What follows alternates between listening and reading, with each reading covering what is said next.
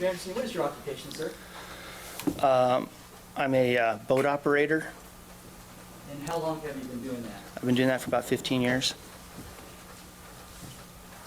On August 19th, 1989, were you employed in that fashion? Yes, I was. And where were you employed? Marine Del Rey, What company? motion picture Marine. And what is the nature of that business? It's a marine production company. Which means what? We do full marine productions. They contract out boats and crews and lifeguards and Okay, on the 19th of August, did you have a job that day? yeah, we had a shark fishing charter. That's shark fishing? That's correct. Do you recall who was on that particular charter? Yes, I do. Who was that? The Menendez family, And who in particular? Jose and Kitty and Lyle and Eric. Do you see the persons that you've referred to as Lyle and Eric in the courtroom today? Yes, I do. And would you just identify them for the court? In the plaid shirt and the blue shirt. Referring to the two defendants at the counsel table. Thank you, Your Honor. What time did this charter take place? We actually left the dock around 4:30, 4 o'clock to 4:30, somewhere right around there. And where was your boat docked? In Marina Del Rey. This was a family outing? Yes, it was. Were you the only person on that boat that was actually operating the boat, or were there other? Well, I was the members boat operator. I had a deckhand and just a friend along. So there were three people besides the Menendez family? That's correct. Would you describe for the jurors what took place as the Menendez family arrived at the Marina Del Rey?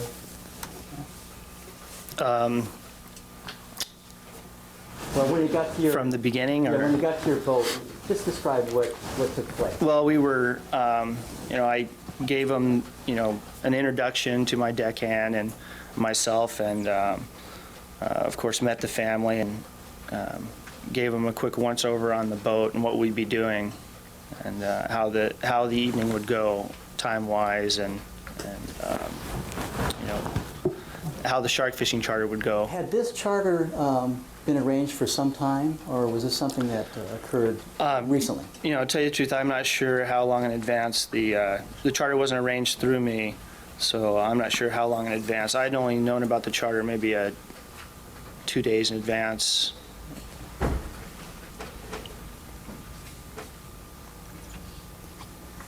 You indicated it was shark fishing? That's that right? correct. Do you provide the family members on this charter with fishing poles? Yes. Yeah. Okay, did you do that? Yes, we had poles. Did each member of the family have a fishing pole that day? Yeah, we usually put out enough for the family and a couple extra that we have out on deck, set up, ready to go.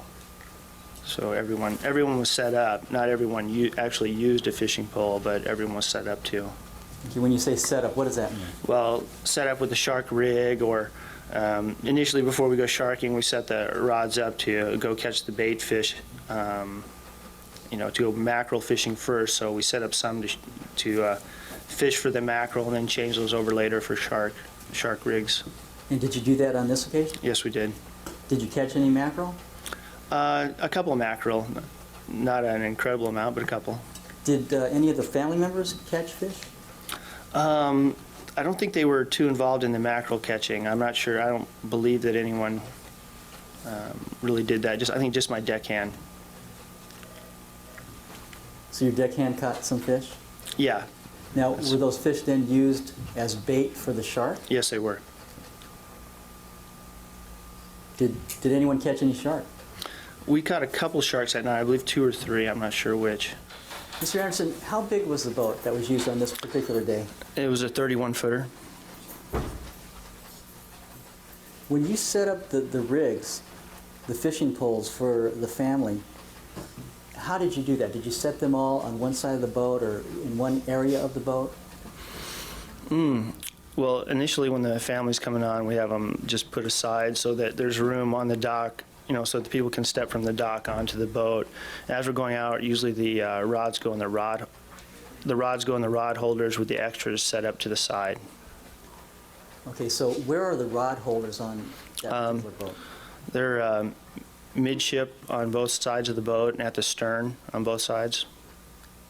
How many rod holders are there on either side? 2 on either side, and then there's one in the middle of the stern, but I don't think we were set up there. We're usually not. When the Menendez family arrived, did they initially mill around the back of the boat, or did they go directly to their rods? Basically, I think Jose and Kitty, well, I think everyone initially probably went down below in the boat right away, kind of into the boat and then maybe down below just to look inside. And like I said, I gave everyone a brief tour of the boat. Usually I show them where the life jackets are that are, down below deck underneath the ceiling and, or on top of the ceiling, pardon me. And so from then on, Kitty stayed pretty much down below, Jose a little out back, and Eric and Lyle moved to the front of the boat, I believe, right as we were leaving the dock. So they were facing in the direction that your boat was moving? That's correct. The whole family was together as you were giving them a tour of the cabin area? Well, there's not really, it's a very small boat, so you kind of have to be together right there. Is there a bathroom on the boat? Yes, there is. Is there a bed on the boat? Yes, there are. There's fold-down beds, and there's a little V-berth up front with beds in it. Sometime after 4:30 then? Yeah, probably be actually left dock maybe 5 o'clock, usually just not very long afterwards. We were set up because we had been actually ready to leave at 3 o'clock when the charter was supposed to have been. How long a charter was this? Oh, we got back approximately 11:30 to midnight that evening.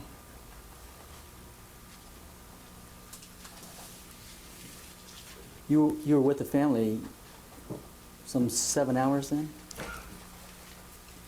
Yes, correct. Would you describe for the jurors what kind of activities were going on as you were on this charter?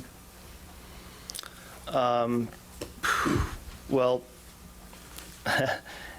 what do you mean activities-wise? By the defendants or myself? First of all, that I believe Kitty Menendez was down below initially.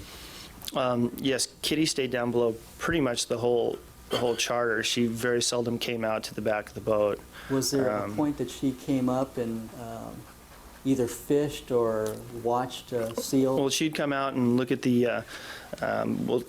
She came out and looked when we actually caught some sharks, and then coming back, we stopped at another shark spot where that's prolific with seals. And as the seals were swimming by, I believe Jose called to Kitty to come out and look at him, and sure, she came out, and everyone was pretty excited. They were, swimming up to the boat and right around. So, when you say everyone was excited, did the brothers come to where Kitty and Jose were to look at the seals as well? Gosh, I believe so, but I couldn't tell you for sure, but I believe so. Did anyone else point out seals to Kitty that day? Just right there at that spot, that's the only place where they really were that I recall seeing them at the night, and I'm not sure exactly who called out. I know Jose mentioned it, and I'm not sure if anybody else called out to her to look at them or not. I can't recall. Did she seem to be interested in those seals? Oh, yeah. Like I said, it was almost the only time we saw her all night, almost. Did she comment on what she had seen? Oh, I can't recall. I'm sorry. Now, you said that there were a couple of catches of sharks. Who caught the sharks? Boy, well, who actually reeled them up? Yes. Gosh. I can't really recall. I think Eric reeled up a shark, and I think Jose, but I can't remember positively if that's right or not. Was there excitement within the family at the catching of these sharks? Oh, Yeah, so, sure everybody, wanted to look and see and watch him come up, so yes, there was. Well, would the family members gather around where the shark was being pulled in or reeled in? I believe so. Like I said, it's a 31-foot boat, so if you're up on the deck, you're around where the shark's going to get pulled in.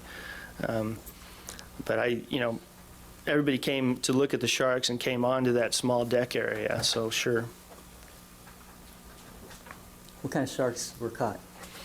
I think they were just brown sharks, if I recall. At some point, did the family all go into the cabin? I mean, it was about a 7-hour trip, correct? Boy, very seldom was the family all in the cabin together that I can recall. Occasionally, people would go in and out, but no, very seldom, I think, can I remember the family being all together in the cabin. Were there refreshments on this charter? The charters bring the refreshments, and I'm sure there was, but I can't recall what it was.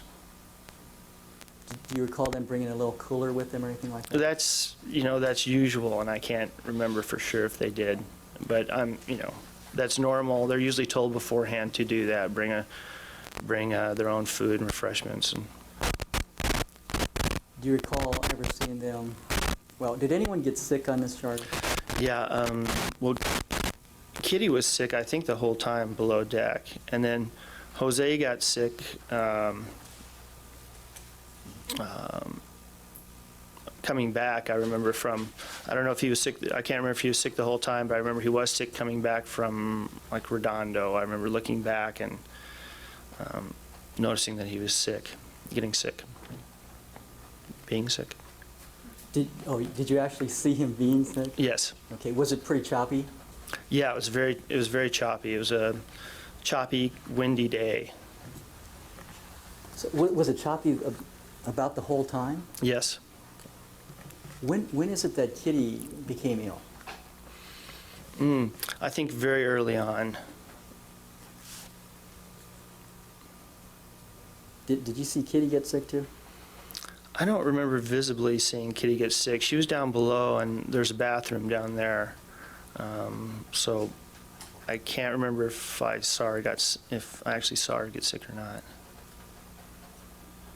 Is that pretty common on a choppy day like the day? Very common, very common. Yeah, at some point, you indicated that you went to Redondo Beach. Yes. Fishing there. How far did you go that day? That's about where we went off the Dominator off the point there.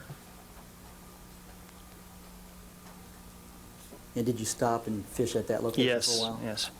At some point, then you returned to Marina del Rey, and approximately what time was that? That we turned around to come back? Yes.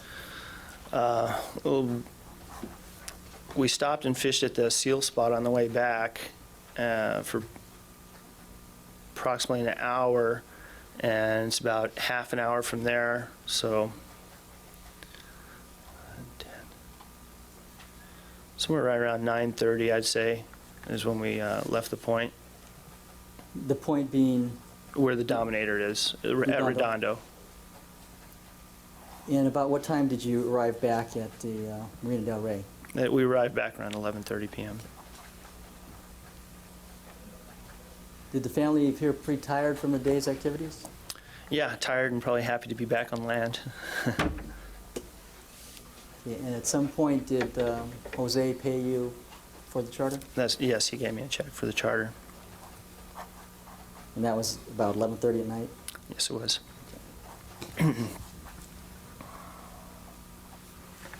Thank you. I have nothing further at this time.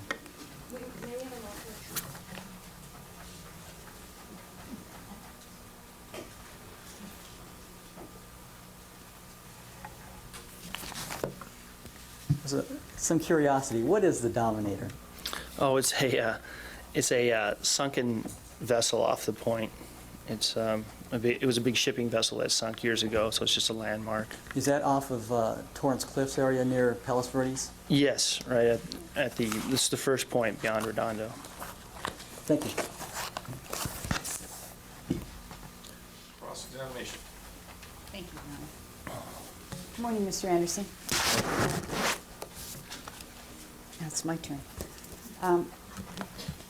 Mr. Anderson, you were interviewed on at least 2 occasions by Detective Zoller, who's seated here at the council table. Is that correct? That's correct. You recognize him? Yes, I do. And on both occasions when you were interviewed by Detective Zoller, did you tell him about what you thought was some unusual behavior by the sons on that trip? Yes. And could you tell us now what it was you told the Detective Zoller about the behavior of the sons? Well, just the unusual, what we felt was unusual behavior by we, I'm talking about the crew member and my guest, was that the sons stayed at the front of the boat during the whole charter, the bow of the boat, and it was a very choppy, wet day. And upon leaving Marina Del Rey, we actually took a wave over the front of the boat that soaked them. And we were on top of the fly bridge, of course, and didn't get wet, and yet we were still cold, and I believe they were wearing shorts. And we couldn't understand why they were staying up there freezing. Okay. So they were not dressed for wet or cold weather, I take it? No, no.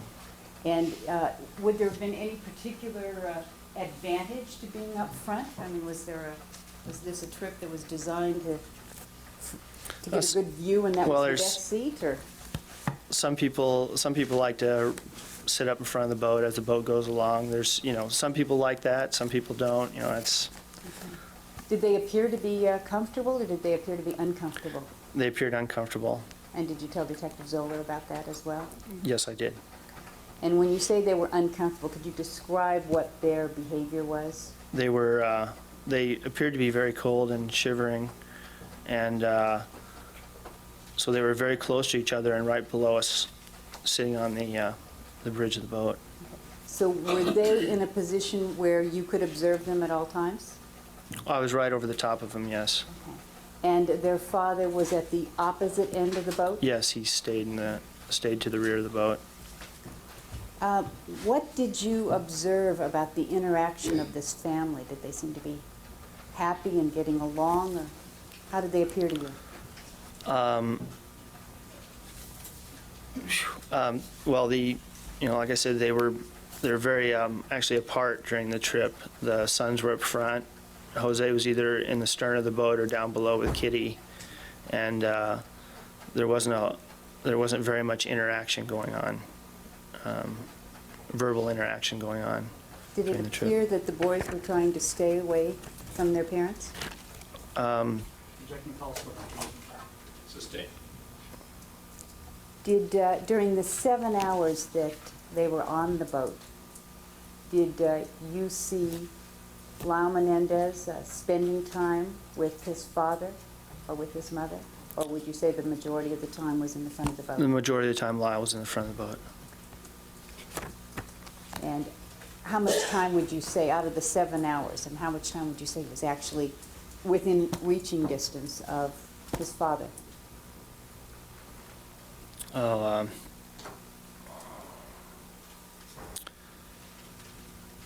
well, I couldn't put a time limit on it really, but it wasn't very long. There was just very few times that Lyle came back from the front of the boat. When we actually caught the sharks, he did. I believe when we stopped during the last shark fishing part, he came back. But most of the time, Lyle was up front. Very, very, very small amount of time was he with Jose or. And during the times that he was with Jose, those brief times, were there other people around? Well, Eric and myself, I was almost always down on the deck, and my deckhand. Thank you. Was there a time change with regard to when this charter was to leave? Yes, I believe it was originally scheduled for noon, or it was earlier in the day. It wasn't a good time to go out shark fishing. Okay. Would it refresh your recollection to look at some documents as to the time that it was originally scheduled? Sure it might. May I approach, Your Honor? I've shown these documents to the prosecution. I'm showing you some documents, a face sheet which says Motion Picture Marine. Is that the company you're talking about? Okay. And do you recognize these documents? Yes, I do. What are they? These are our charters agreements and contracts basically for the charter. Your Honor, I can't hear the witness because he's Or contracts for the charter and charters agreements. And do you, would you read this particular document here and see if it refreshes your recollection about what time the charter was supposed to be? Just read it to yourself. I believe that's correct. I think I was called with time changes a few times on the charter, and I think they eventually asked my opinion, or maybe I asserted my opinion that it wasn't a good time. I don't really remember how that went, but that's an inappropriate time to go out shark fishing, and I think that was probably the reason that we changed the time. Okay, what was the time? Well, according to that, 11 And it was changed to what time? to 3. And do you remember when that change was? Was it just, You know, it was most likely that morning. They're kind of slow to get me with that information. It was either that morning or the night before when we started talking about what a good time was to come by. so the best, when you found out about it, it was within a day or so of when? That's correct. Either Friday or Saturday morning. And they were scheduled for 3 o'clock, and what time did they actually arrive? They arrived at somewhere between 4 and 4:30. I think probably closer to 4:30. It seems to me they were about an hour and a half late. And did this appear to be an event that they were all real excited about? No, not really. You know, initially everybody came on the boat and was just kind of, you know, they seemed interested but not really excited. Thank you, I have nothing further. Anything on behalf of the co-defendant?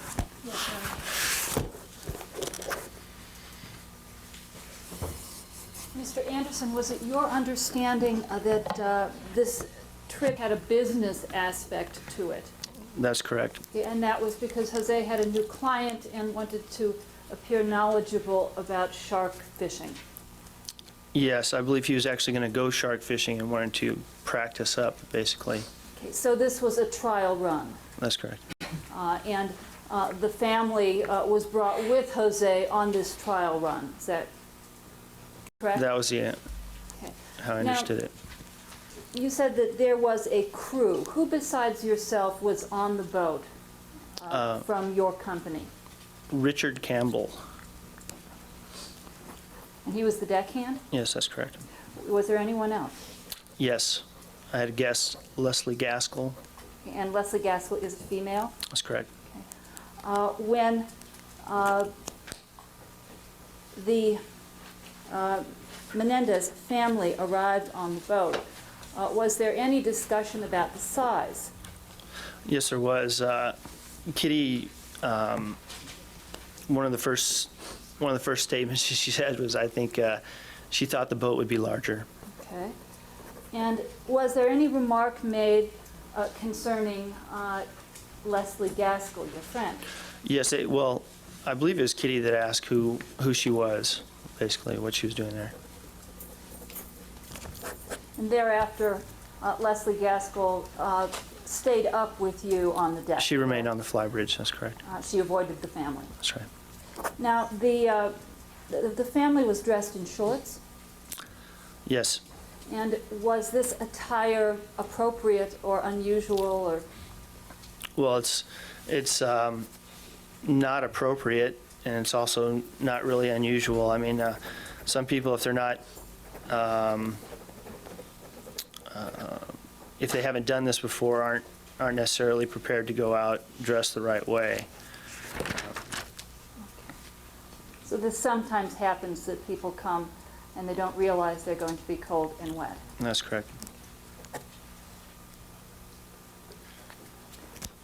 You said that when you were going out in the channel, the two boys were sitting on the bow area. That's correct. And was this when they were hit by the wave? Right as we were leaving Marina Del Rey. It's very, it was a choppy day with a good swell, and like I said, be either south or west exit of the Marina Del Rey channel.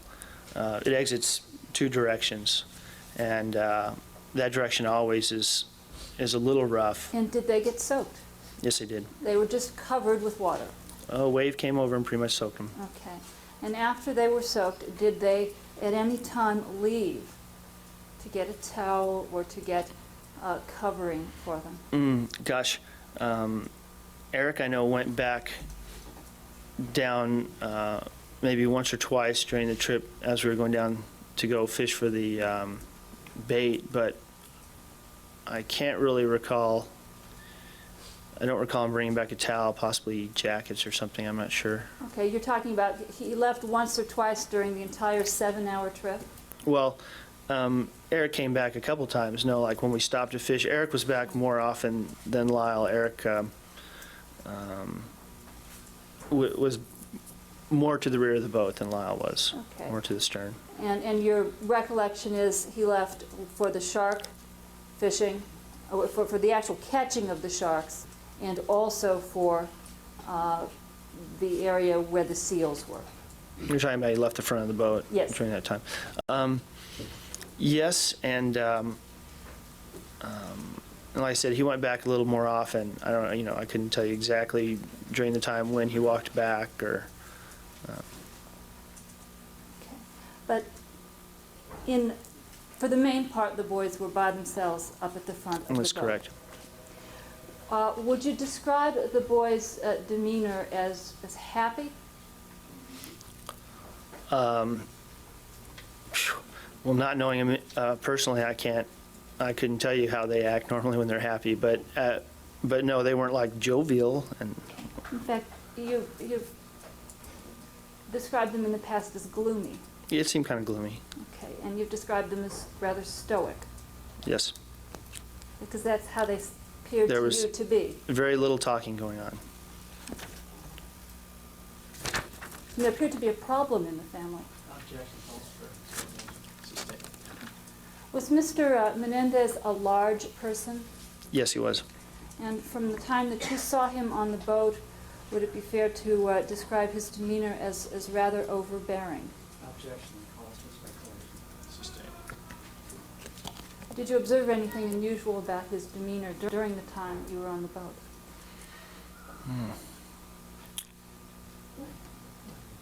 Well, If you can. no, not really, no. Okay. Mr. Anderson, was the purpose of this trip to familiarize Mr. Menendez with shark fishing? Overall. That's correct. Okay, and as captain of the boat, was it your job to do that? That is, to teach him about shark fishing? Well, every time I take any kind of fishing charter out, I try to teach people about it, but it's not really necessarily my job. The deckhand's there to do the same thing. And Did you make any efforts, or did you do anything to try and familiarize Mr. Menendez with shark fishing? sure, yes, I did. And that was in an attempt to teach him? Pardon me? That was in an effort to teach him? Yes. Is that right? Could you describe for us his reaction to your efforts to teach him?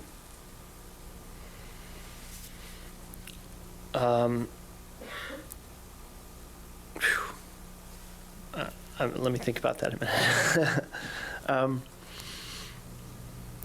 I'm not sure his reactions, and when I explained it, like I said, I explained what we'd be doing beforehand before we left, and as he asked individual questions about the fishing, then I guess his reaction was kind of a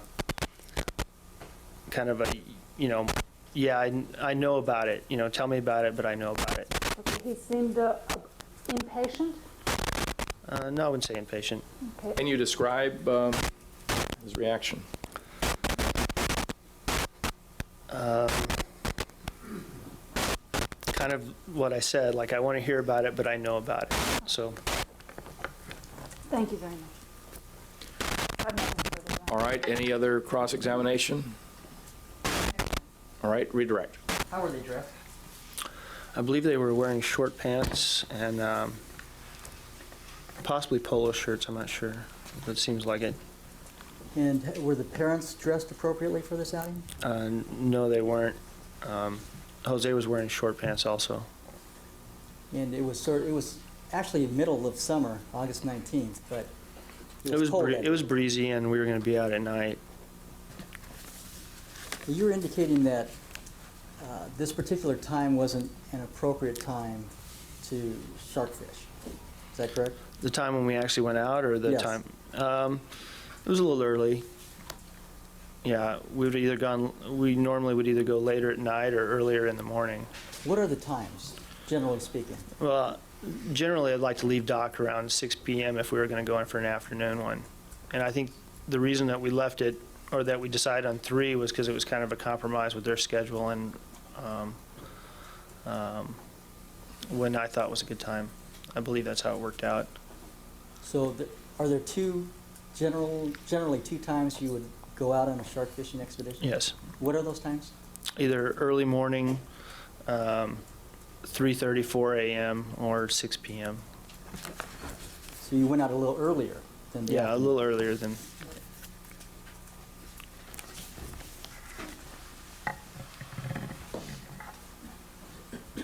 At some point, did you say that the brothers brought jackets from the cabin area? Yeah, I believe possibly Eric went down and brought back jackets. I think they were wearing jackets later in the evening. Did you indicate that the family would point out where the seals were for her? I'm not sure. May I look at it again?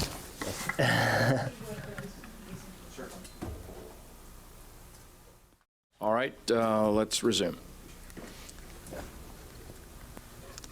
Mr. Anderson, do you recall that family members would call out to Kitty and tell her that there was a seal on this side of the boat? I recall Jose getting her attention about the seal initially, and when she came out, and then I don't recall in particular who called to her and told her that there were seals around the boat, but I think it was just everyone, as it would pop up around the boat, would say, "There's the seal," and but I don't remember who in particular, or. The seals would be circling the boat? Yes. Now, you indicated, or do you recall now whether or not all of the family became somewhat ill on this trip? I believe so. Well, I know for a fact that, Jose did, and Kitty, like I said, I believe got ill right away going out, and I believe my deckhand actually saw her getting ill, but I'm not positive about that. And upon reading my review, or the review of what I stated before, the whole family was queasy. In regarding the enthusiasm of the family, do you recall what the mood was like when the sharks were caught? Well, everyone was excited to see the sharks caught, and that was one of the few times we had everyone together.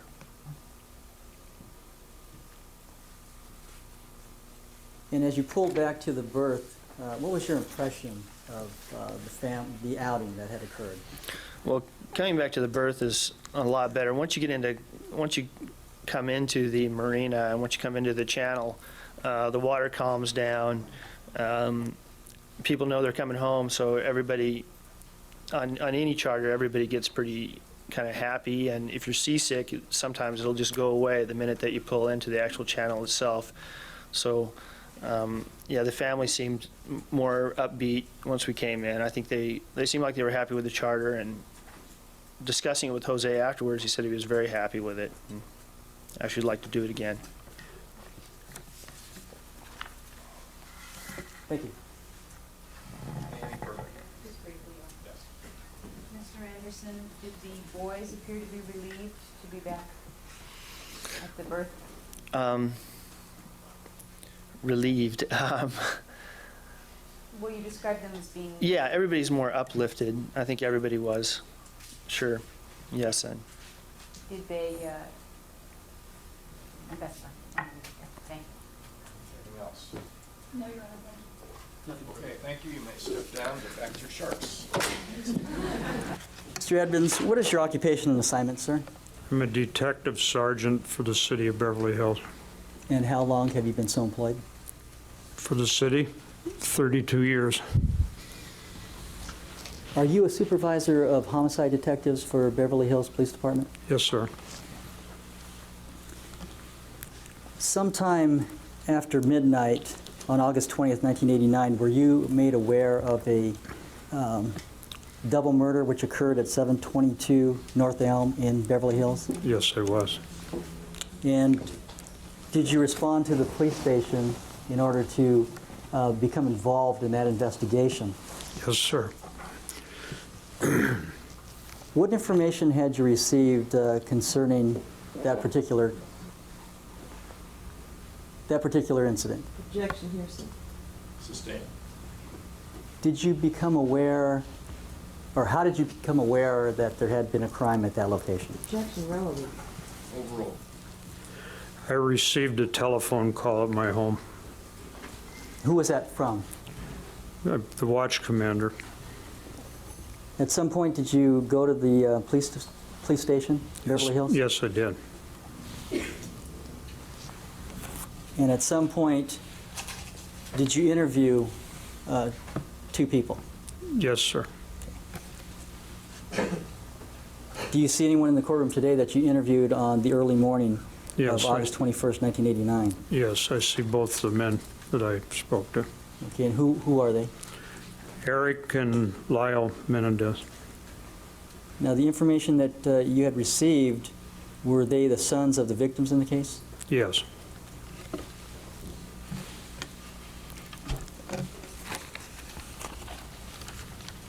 Were the defendants in custody at that time, sir? No, sir.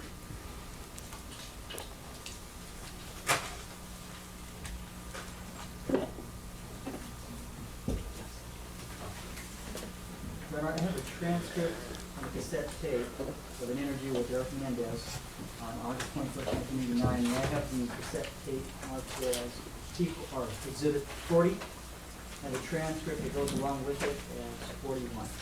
And these would have to be returned, ladies and gentlemen. Just they're given to you at this point to assist the jury in listening to the tape. Sometimes it helps to have something in writing ahead of to read along as you're listening to the tape, but the tape itself is the evidence of the conversation, not the transcript. And the transcript is just an aid to listening to the tape. And after it's played, we'll collect them.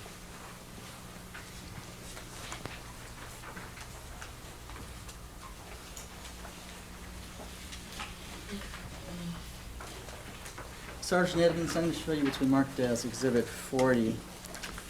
Have you seen that tape before? Yes, sir. You got the tape of the interview with Eric Menendez on the early morning of August 21st, 1989? Yes, it is.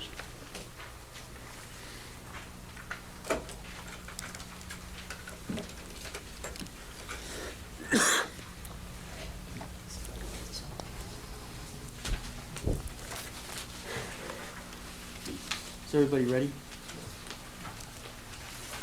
If I may, Your Honor.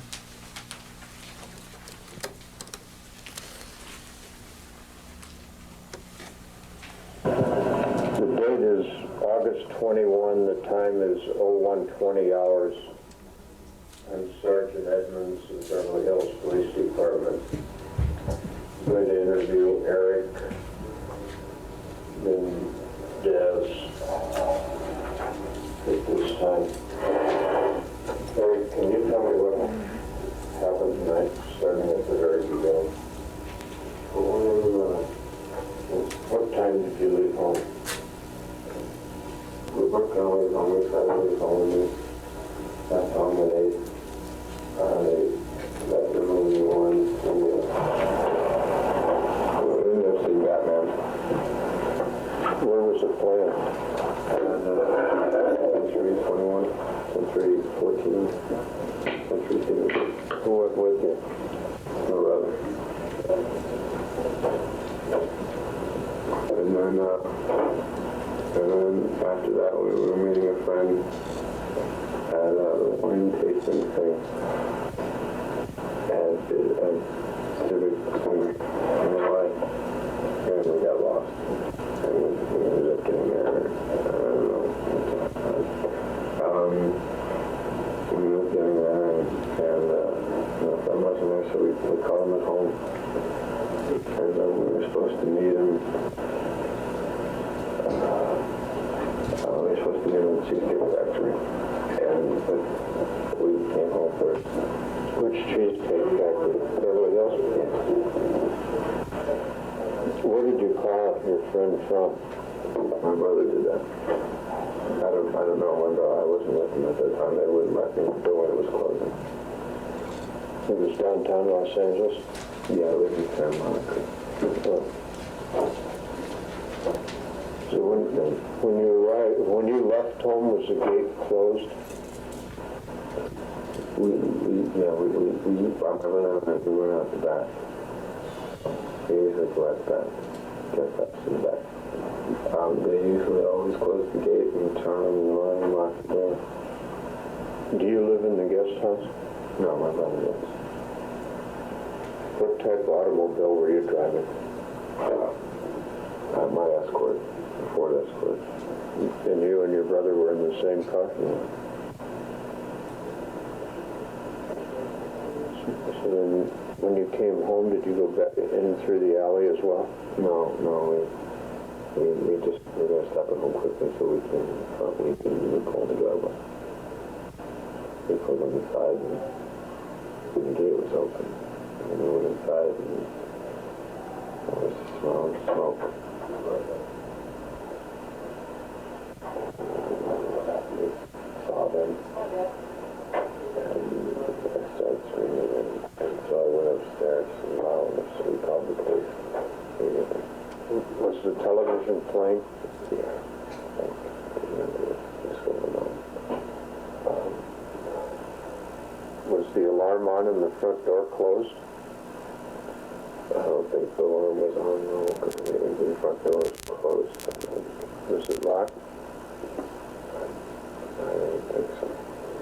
Did you use a key to get in? I don't think so. It was locked. Do you have any ideas who may have done this? No, family doesn't have any ideas. My dad doesn't have a lot of friends, but it's his business. My brother made nothing happen. What did they do today? Did they stay home all day? They stayed home, watched tennis and TV.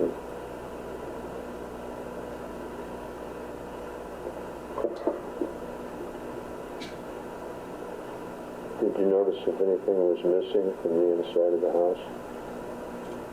From the property?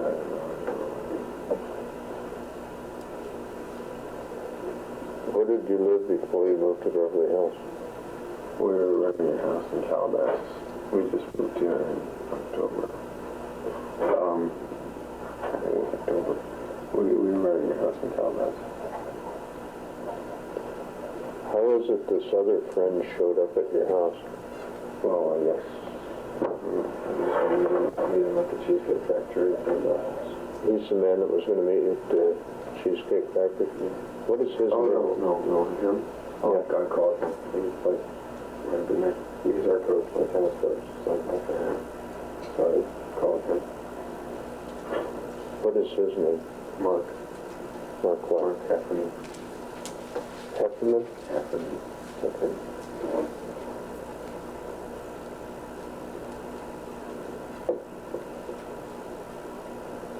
Do you have any ideas on this at all? That's going to help us catch the people? That person?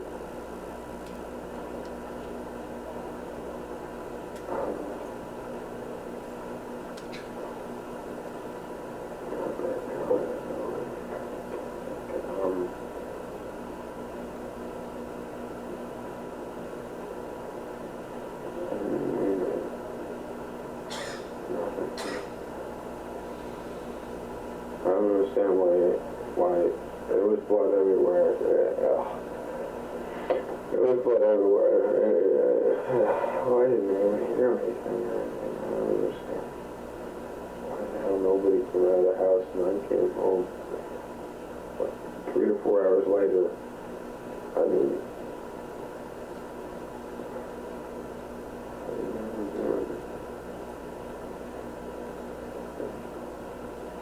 does your father or yourself, anybody own any weapons? Yeah, I think they own some weapons. I'm not sure they are. Do you know what type they are? I think it's a rifle. I think they have a gun. A handgun? I think they used to. A long time ago. Last time I saw it, it was kind of like in pieces. No. It was in our other house. And then,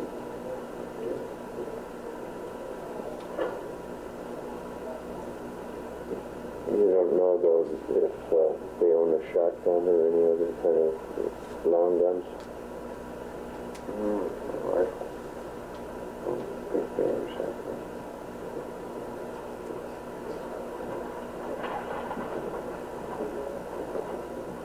Well,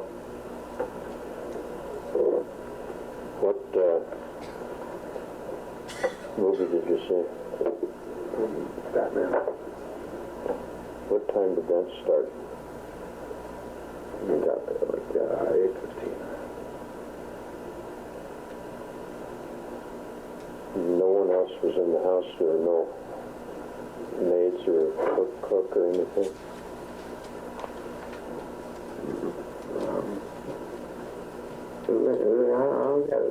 We weren't even going to go out. Maids off on weekends. We was at the house weekdays. We weren't even going to go out. I mean, it wasn't like a plan. We would always go out on Sunday. We used to go out and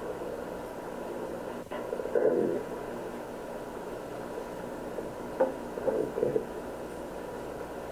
We should have just stayed in. We should have just stayed in.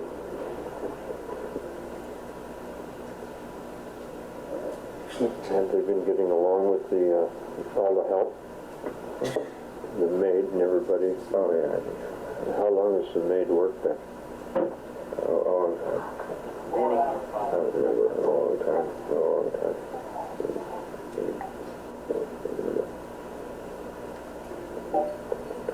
Has your father's business been going good? Oh, yeah. Oh, yeah. Oh, yeah. He's doing great. He's doing great. Yeah. His business is booming. Who else went to the movie with you? How about it? Or just the two of you? Yeah. They usually go out together. Who were you going to meet at the Cheesecake Factory? Harry, I don't remember his last name. Probably. We knew him a long time. Back from Jersey. Where does he live? He lives in like Howard or something like that. I think. I've never been to his house. He's older. He's like 29. He's older than my brother. Can you think of anything else that's going to help us?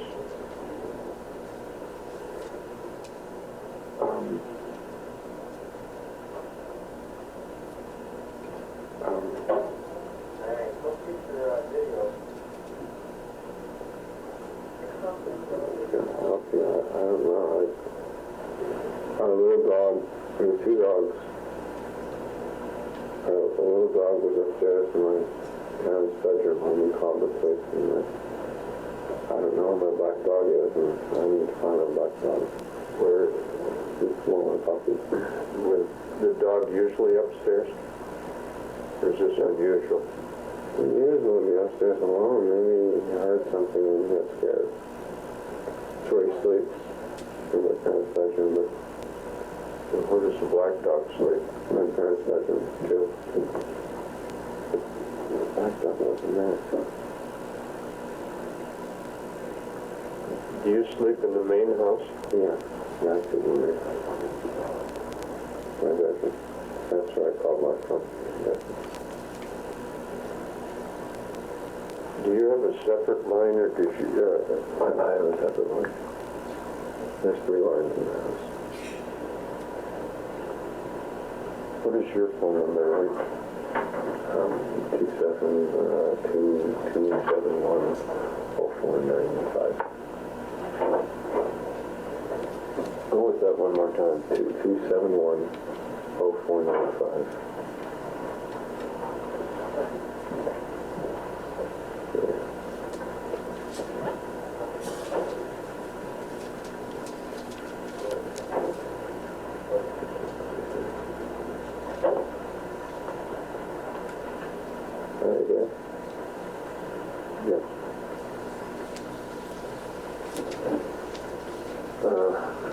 Try and think. When you left, was anybody around there?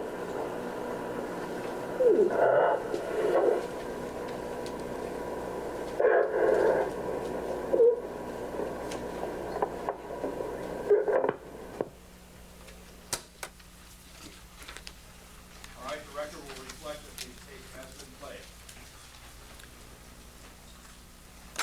Sergeant Edmonds, does that accurately reflect the interview that you had with Eric Menendez on the early morning of August 21st? Yes, sir.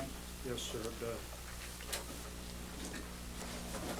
Your Honor, there's a second tape of an interview with Lyle Menendez, and accompanying that is a transcript. All right, we'll get to those things tomorrow then. We'll take our recess at this time, ladies and gentlemen, and we'll resume tomorrow at 9 o'clock. I'll remind you, you're still under oath, and you may resume your direct examination. Thank you, Your Honor. Sergeant Edmonds, after you interviewed Eric Menendez, did you interview his brother, Joseph Lyle Menendez? Yes, I did. Did that interview take place about 1:42 a.m. on Yes. the 21st of August? Yes, sir. Your Honor, I have a audio cassette tape of an interview of Lyle Menendez on 8/21/89. I have a tape marked as Exhibit 42 and a transcript of that tape as 43. Yes. Thank you.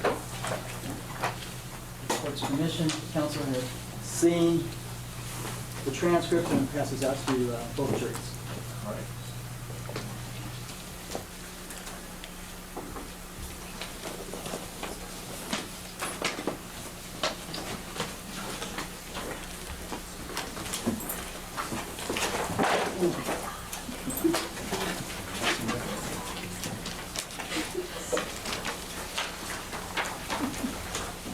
May I put the witness form? Yes.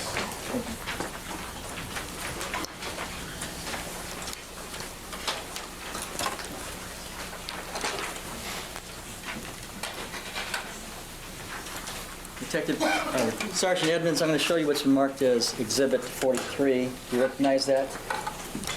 Yes, I do. What does that appear to be? Appears to be a cassette tape with the interview of Lyle Menendez, dated 42 or 43? That's 42, I'm sorry, Your Honor. The transcript is 43.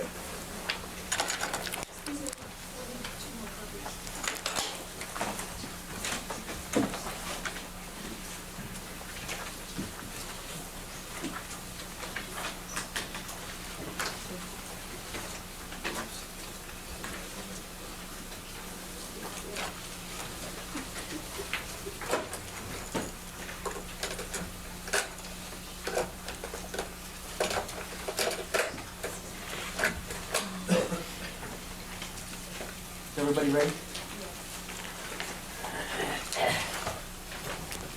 All right, is there a stipulation That the court reporter need not take down the contents of this tape as it's being played? So stipulated. All right, I'll remind the jurors again that these transcripts are only an aid to your listening to the tape recordings. The tape recordings themselves are the evidence of the conversations, and the transcripts are just to assist you in following the tape as it's being played. May I proceed, Your Honor? Yes.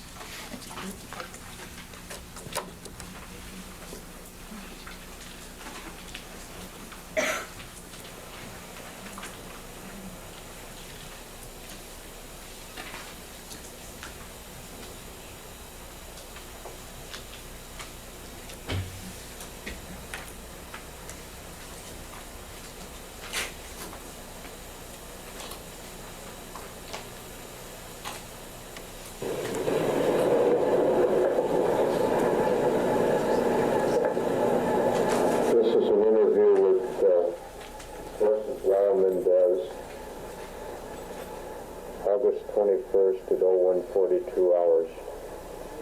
I'm Sergeant Edmonds. Can you tell me, start this evening, you and your brother made plans to go out? I made plans with a friend of mine, Perry. What's Perry's last name? Perry Berman. To go to a function in Santa Monica. And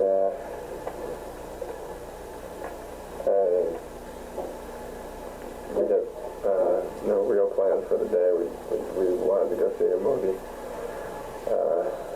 and we went to do that. And we left from there and went to see my friend, and we had left. That was Perry. So we're going to meet him somewhere, and we went to the house first, and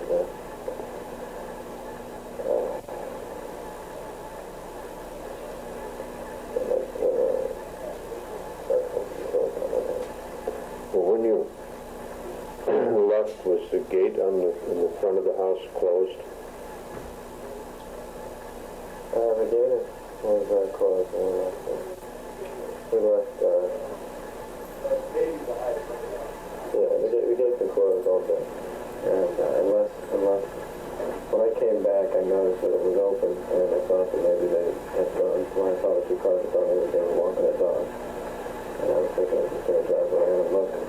And instead, I had to be retired, so I went in the house. I thought it was strange, it was late. And, I smelled smoke everywhere. And, well, when you left, where was your car parked when you left? My car parked in the garden. Your car was? Did you take your car? No, my car was started, so we took my brother. Where was it parked? It's parked in the back. Usually parked in the back. So you stay in the guest house, right? Yeah, I went back there. So you left out the back or the front? We left out the back. So you don't really know if the gate... Normally we probably take my dad's car on the weekend. We drive my dad's car, we leave my brother's car in the back, but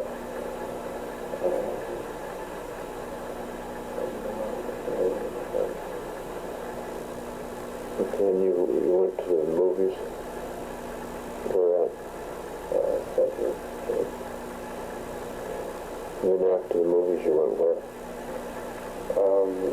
The city center in Santa Monica for this wine tasting thing that's going on. And Fred Perry was involved with it or something, and we went to meet him there. We weren't going to go, but I told him I was going to meet him there, so I was going to wait somewhere. Did you see him there? No, we looked around and, from most of the people had left. There were a lot of cars, and we looked around and couldn't find him anywhere. So I called his house by chance. We actually got a machine, and then I might have gotten back or whatever. We should have been left. Early. Left by 10:15. And I was a little bit upset, so I told him to meet us at this place, and we just went together to do something. We were down on the way out there. Where did you call him from? I called him from the Civic Center with that phone, yeah. The payphone? Yeah. And so you left a message that you'd meet him at the Cheesecake Factory? I called him. He answered the phone. Oh, he was home? Yeah. And he was going to meet us there, and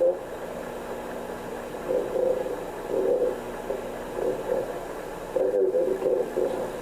How come you went by the house? We went by the...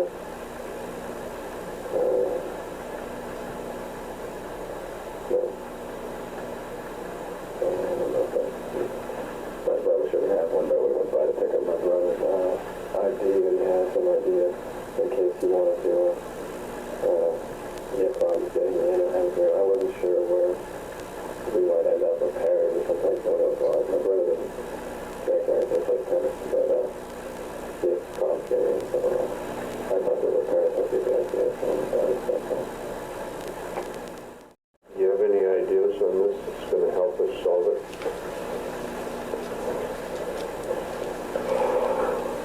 We have to get personal, you understand. If there's any problems, we've got to solve this.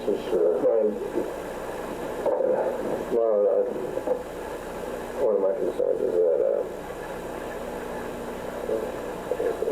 don't like any bad press about my father now. Well, we're not reporters, we're policemen. What you tell us stays inside this room until it goes to court and we prosecute the people. We want these people, or person, whoever did this, to answer for their crimes. So you've got to help us. Well,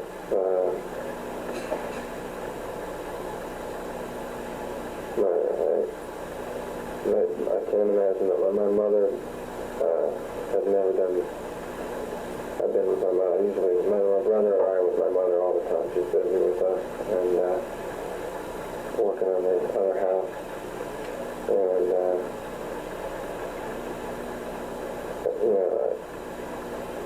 it's hard to say. I mean, I thought about a lot of things outside. I thought maybe that Mark said it might be a robbery or something, but from the looks of it, it didn't look like that. It looked like they definitely wanted to make a mess. And it was really sad.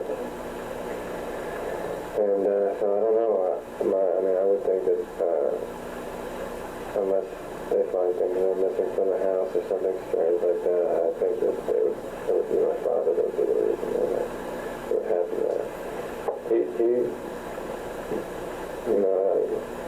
He used to work for RCA Records, and it's a lot bigger than what he does now. He works in a smaller company and with a group of people that from the stories that he brings home and the people that I've met, is a real seedy group, and he was always very aware of that. And,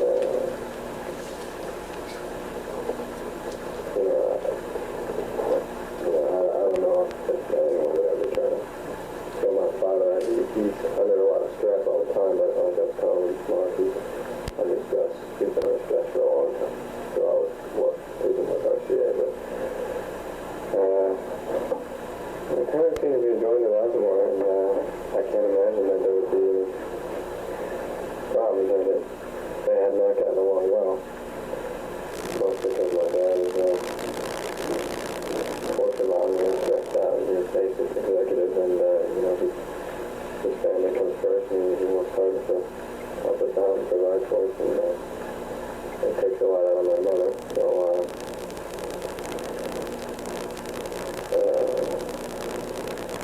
pretty much he doesn't involve us in the business too much. I worked for his company last year for a while, and it's just great. There's been a tremendous amount of business activity. I talked to my brother. He said that he's in a business where there's little small companies and everything's squeezed out and down, and my dad's pretty ruthless businessman. He believes in the bottom line, and we laughed a lot over a lot of stories and trying to push these guys out of line and that, and so it might be business related, but for sure my parents are clean of any drug activity or anything that would involve us. We've had some problems with gangs in the past, the last year and a half, 2 years. My brother was beat up, and they've come to the house, we've had threats and things like that, but nothing recent. This house? Not this house. We've had some problems with this house. Some people come into the house, and my dad has sent them away. I remember one anything. That's it. Pretty much no problem. Who were they?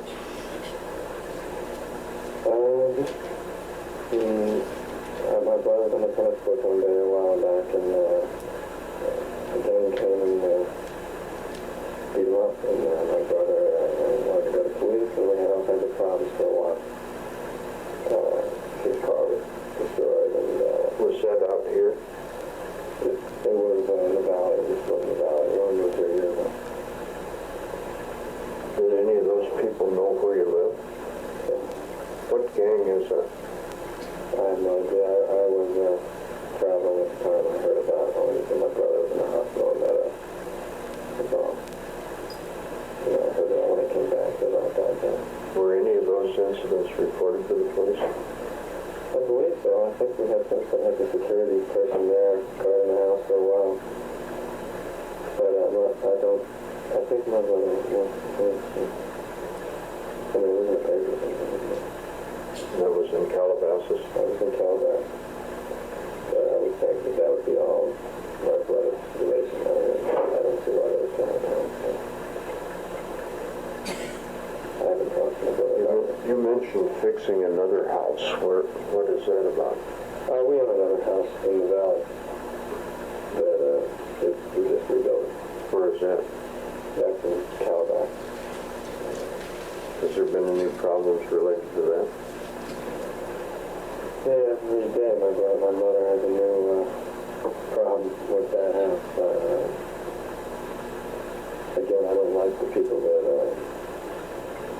she works with. They've had all kinds of arguments and money problems. Many different contractors have been trying to build a house for like 2.5 years. And it's been a big problem. But they say no. We never lived in it, so there's no problem. It's just Do you know any specific people that your dad has had business problems with these smaller companies that are getting squeezed?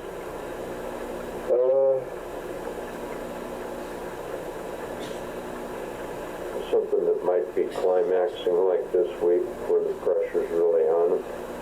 He was on a road trip recently. He just got back actually a few days ago, last Thursday. Real stressful. He left early. I don't know what's going on. I mean, there's so much activity in the company. He's buying a lot of little companies, and recently he's been mentioning that all the other little companies are jealous and they're getting squeezed out, and the syndication business is going downhill, and he's had his company's going up, and surprisingly, so the stock is really just doubled in the last 6 months, and he willing to show himself, and he doesn't really involve us too much. I don't know, it seems pretty legitimate, but I know that he's worried about it. What's the name of his company? His company is called International Video Entertainment, and they own a lot of little companies. Will you be able to provide us a list at some point in time of these companies, or will his office? Yep, I can do that. We should be able to find out everything that's going on now. There's a person that's been a financial a long time that came looking from RCA. Everything is short for David King. Do you have David's phone number? Or you'll be able to get it? I did get it for you. I don't know. He wasn't about until he slid down. How is it that this other man showed up at your house? The tennis instructor? My brother called him on the phone, and I called 911. And he's sort of a psychiatrist, a mentor thing for my brother and myself. He's our tennis pro, and we play a couple hours a day, and he's with us all the time. And he's really the only person we know out here other than parents. I don't know anybody. How do you know Perry? Perry used to live with me in New Jersey. And he lived back there. He's involved with tennis. He used to be a house pro. He lived out here. We lived out here after him. He's basically the only one that kept in contact with. And do you work now? No, I'm supposed to go back to school tonight. To Princeton? Yeah. What year are you in back then? Sophomore. Can you think of anything else that's going to, or anything that's going to help us at all to solve this? Somebody has to be involved in this, and it's got to be somebody that's real serious. I'd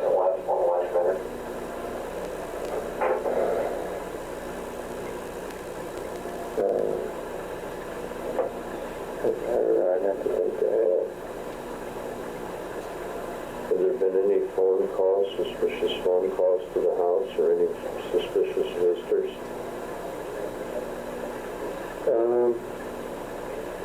The house is pretty open. I mean, people are always coming in and out. I never really liked the situation. I never thought my mother was safe or anything because there are always people coming in and out. The phone is ringing 24 hours a day. There are a lot of messages left in the machine. And my dad would get a lot of phone calls at night, which isn't usual.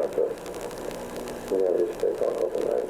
He take a lot at night now and do a lot more traveling, a lot more lunches, and stuff like that. His business more free than the 9 to 5.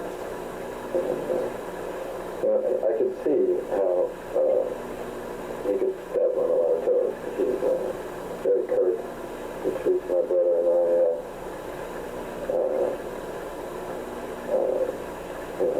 well, but firm. He's a strong disciplinary thing. He holds the family together well and he makes a show. And at work, just the same way, he yells at a lot of people and keeps them in the show. And it does. So I don't know. I have no idea. I can't imagine. He's not involved in huge amounts of money, so I don't know why. There's not a lot of money in these companies that are getting... Well, there's a lot of money in it, and it's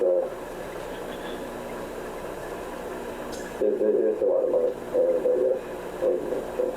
It's not like a huge company like RCA, like he was running, but it used to be a real small, nothing company that these two guys bought that run Chemical Corporation. They're just producers, and it was a mess, and he got there and he cleaned it up, and he basically fired a whole lot of people, and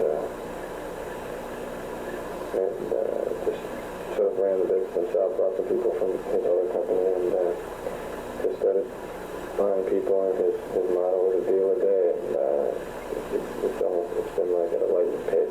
Every day a new story, and real exciting stuff and manipulation, and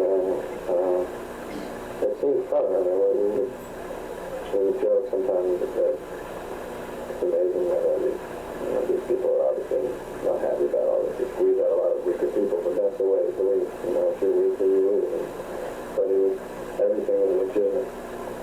Everything was. Was he born in the United States? He was born in Cuba. Does he have any ties with Cuba now? As far as I know, I have zero. He's never gone back. He's not thinking of going back. He was essentially running for political office, so that's one of the reasons I think that everything was very clean. What type of political office? Senate. In California? After 2 weeks, he was going to move to Florida. That's what he sort of planned. We discussed plans a lot. He involved his plans a lot. He was a great man for young man. He had full control of his life. He did what he wanted. And my mother's a great tragedy, you know. How is that?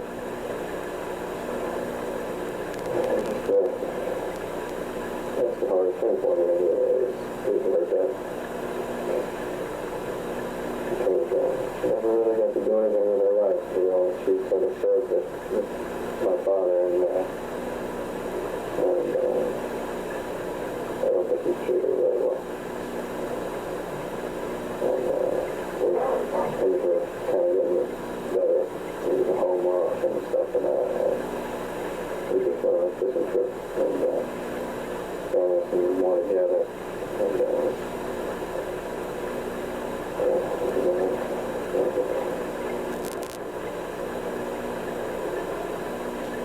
when you arrived home, you said you smelled smoke in the house. Where was that smoke? I came in through the foyer, and you unlocked the house with a key? No, but it was open. Is that unusual or no? That is unusual nowadays. I've gotten locked out of the house over and over and over again because my mother just used to lock. We never used to lock the house, but we never used to close the gate. And she seemed real worried about things. She, in fact, she recently bought a rifle.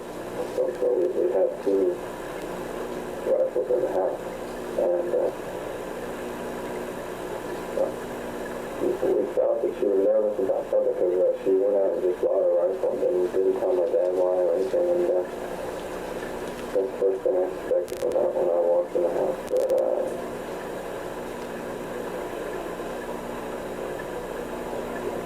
what type of rifles were there?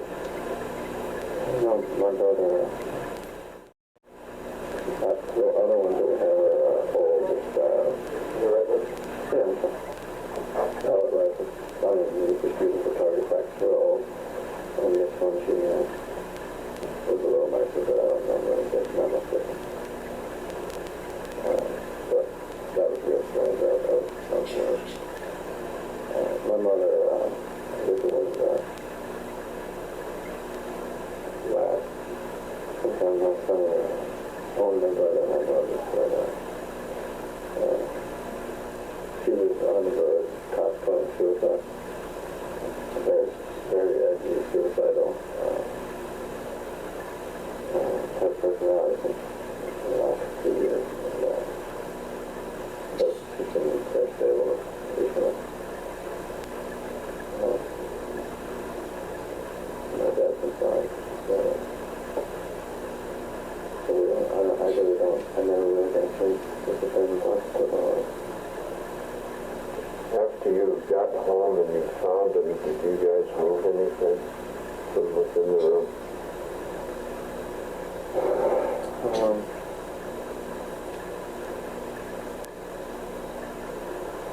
I remember I went over and I sort of looked around and I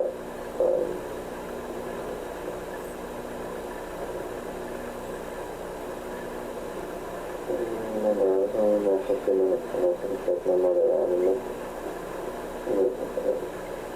the smell was bad, and I went back to look outside, and I went back in, my brother was standing there, and I got something down. He was downstairs in the room, so I didn't know what he was doing. I was on the phone. How long do you think from the time you entered the house till you called police? Right away. As soon as I got my brother, I went to tell him I went upstairs to call 911. And the police responded pretty quick. How long, why did you go upstairs to call? Isn't there a phone downstairs? Yeah, my brother ran upstairs. He was going to start running up after him, and he was crying, screaming, so I just ran into my mother's room, and I called, and then I ran into his room, and he was on the phone. Was there a gun in the room when you got home? Where they were? I really can't remember. I tried not to look, because I haven't been up there. I looked around, but it was just a mess.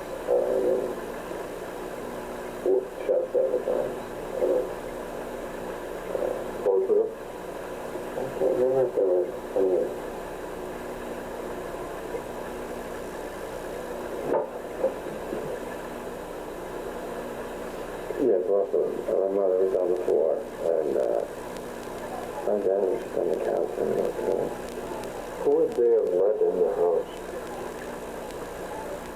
I don't know. We already eaten, and we were going to call for Chinese food, and we decided they wanted to cook instead, so we weren't expecting anyone in the house. And my dad had no friends outside of my mother. We don't know any of the neighbors or anything. We wouldn't let anyone in. During the day, people would come in all the time, but at night, nobody.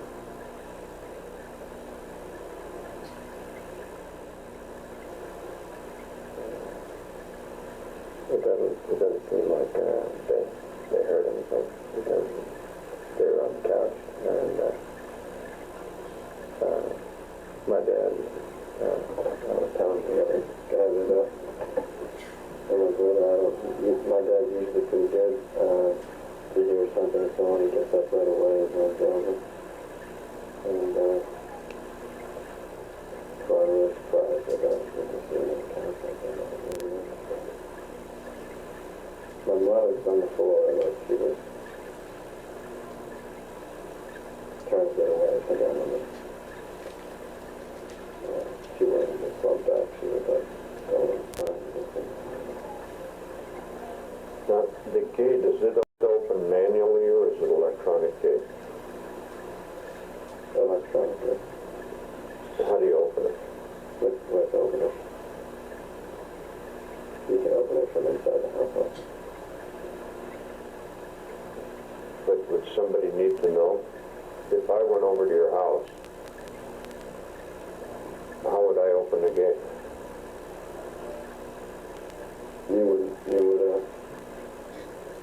You would just ring that thing on the side, speak into it, some other would answer and let you in. So somebody would have to admit me into the house. If you came in front of the house. Yeah. Well, if you wanted to get a car in there, you could climb it really. My brother and I climb it all the time.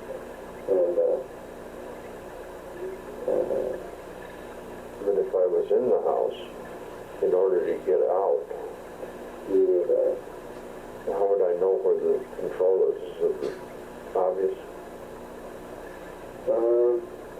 It's not obvious. I mean, it's the thing on the wall in the living room is his door.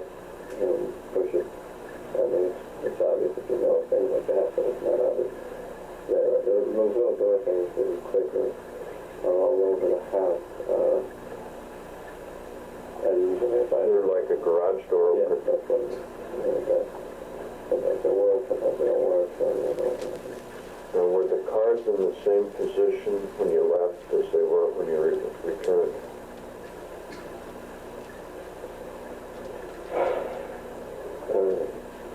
pretty much. I mean, I can't tell anyway. I mean, I just know that they were like that. What would be the purpose of the person that did this, or persons, to open the gate?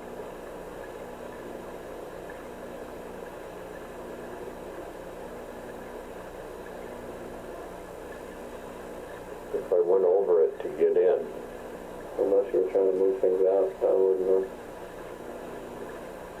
I would think it would be no purpose. Unless you wanted to get in so that you weren't seen walking around. If it's sort of enclosed. But I would think that, I wouldn't know. I'm not so sure that they didn't just maybe open the gate for some other reason. I mean, I think it kind of goes back and forth whether it's open or closed. They weren't trying to leave the house, so and the gate was closed last time they checked it. what time was that, if you remember? So right before we went to a movie, I took a ride on one of the scooter we had, and I opened the gate and I closed it. One of these little like a Honda or Yamaha. Yeah, and then a little leak on the thing.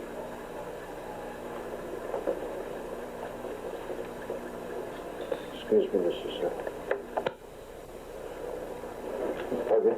What was that? Well, the investigator that are up there just called and wanted me to ask you and your brother if anybody had known you guys were going somewhere tonight. Terry, who we're good friends with, and that would be it. My brother and I frequent a lot of movies and go and do things together at night a lot, and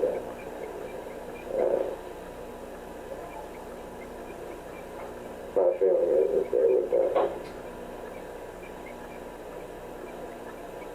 they wouldn't know. I mean, it's unusual that we would go on a Sunday, but that we would leave. That is unusual. You know, we'd see a movie, but we wouldn't go anywhere afterwards and stuff like that. It's just that I had this plan with Terry, so we kind of made it split along. I knew Terry knew, and I don't think anybody would know. There's no way. I mean, it was this time.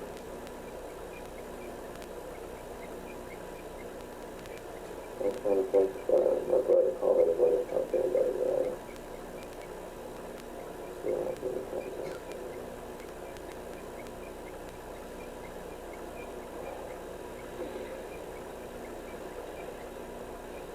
Do you have some place you can stay tonight?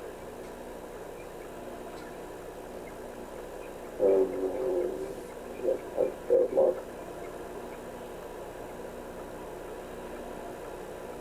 Well, I'm sorry I had to put you through this. We'll probably get to know each other pretty well before this is over. We're going to have to get information.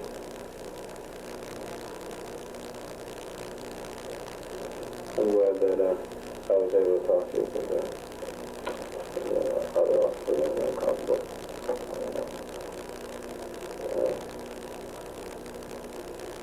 I didn't appreciate it. Asking a lot of questions, the same questions that you're asking me while my daughter's crying on the ground.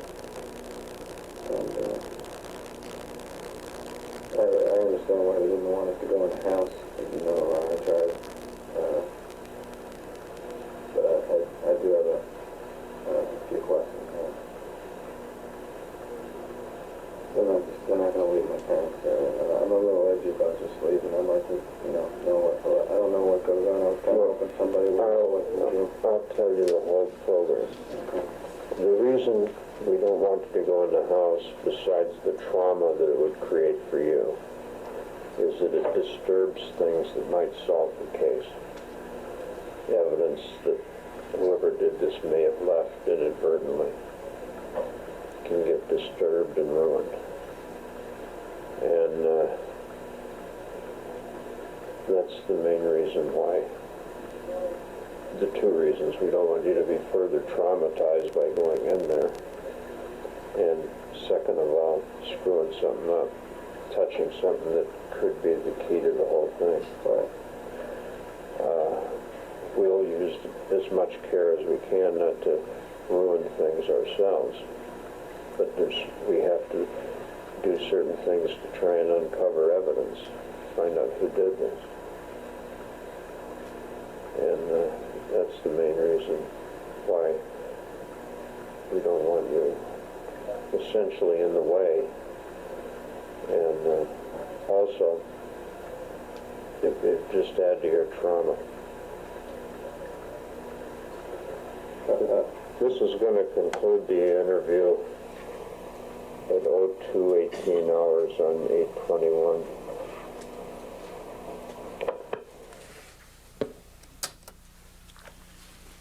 And the tape has been played. All right, you may proceed. Thank you. Sergeant Edmonds, did that accurately reflect the interview that you had with Joseph Lyle Menendez at 1:42 a.m. on August 21st, 1989? Sure. Sergeant Edmonds, do you recall how the defendants were dressed when they came in for the interview? I believe that one of the two men had a black jacket on and they were very neatly dressed, but I don't remember specifically. It was like sport clothes. Excuse me, Your Honor, could we move the microphone? Yes, please.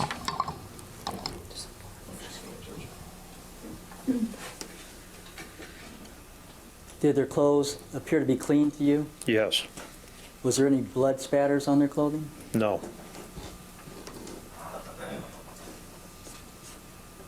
The defendants were not suspects at that time, were they? No, sir. Are you familiar with what is called the gunshot residue test? Yes, I am. Would you describe just generally what that means for the jurors? If somebody fires a firearm, the primer, which discharges the round, splatters on the hands. Pardon me, can I go and move the tape recorder so the other juror can see? Thank you.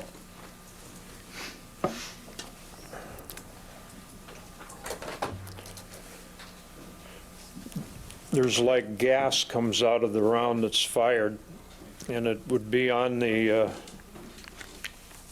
hands, usually both hands if it's a two-handed shooter, and if it's a one-handed shooter, it'd be on the shooting hand, and maybe, it's like exhaust fumes in a car, only it comes out of the the cartridge when the primer's detonated.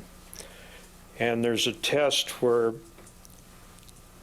chemicals are put on a swab, and you swab the hands, and it can tell if there's I think there are nitrates in the would still be on the hands if after the weapons are fired. Sergeant Edmonds, if you had suspected the defendants of committing these killings, would you have performed or had the gunshot residue test performed on the defendants? Yes. Was one of the reasons why you did not because the defendants had accounted for their whereabouts that night? I'm going to object as needed. Sustained. What were some of the reasons why you did not suspect the defendants at that time, sir? Well, they had accounted for their whereabouts, and it was too early on to make any conclusions that who might be a suspect. And I had no reason to believe they were any better suspect than anybody else, and I didn't have a clue that they were involved. Thank you. I have no further questions at this time. Cross-examination.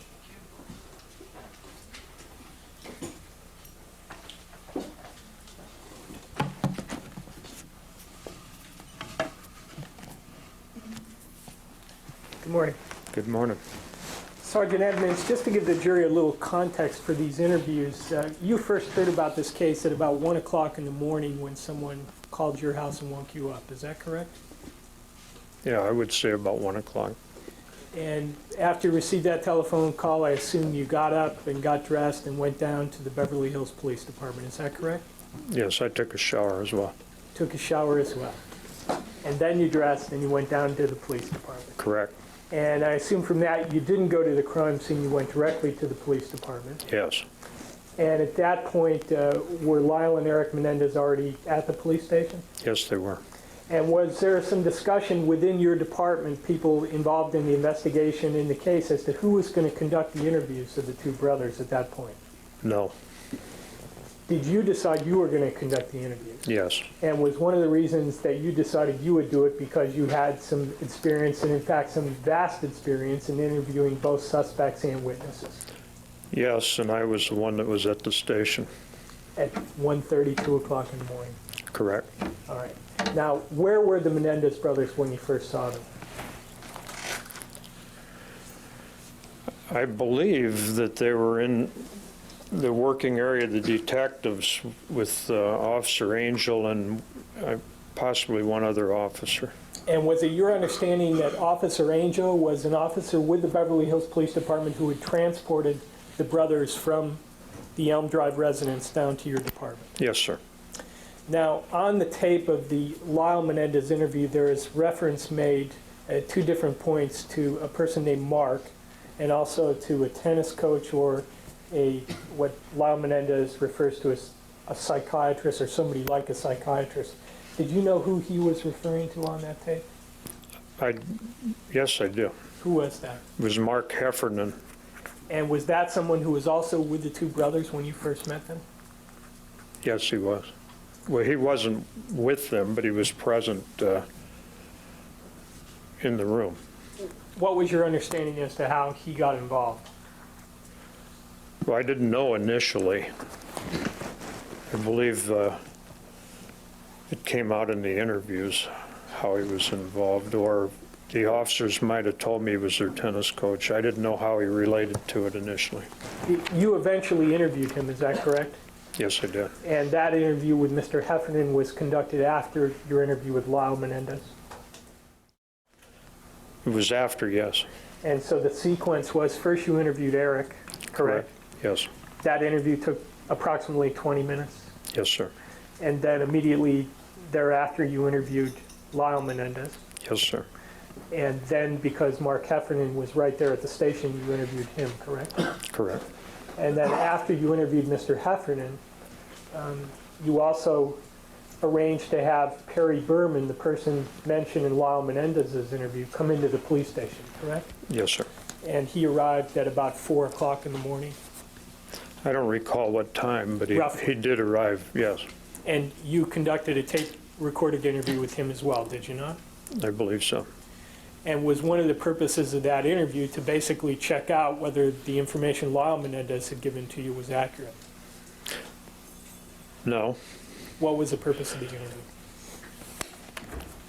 To develop another potential witness and to determine his whereabouts in relationship to the story I received, because as you noted, he was one of the people that knew the boys had left home. In fact, he was probably the only person that knew the boys left home. So he could have been a part of it. So he was naturally one of the first people you wanted to talk to in the course of your preliminary investigation, correct? Yes. All right. You said earlier, by the way, in your direct examination near the end of it, that the Menendez brothers were not suspects. Do you remember that testimony?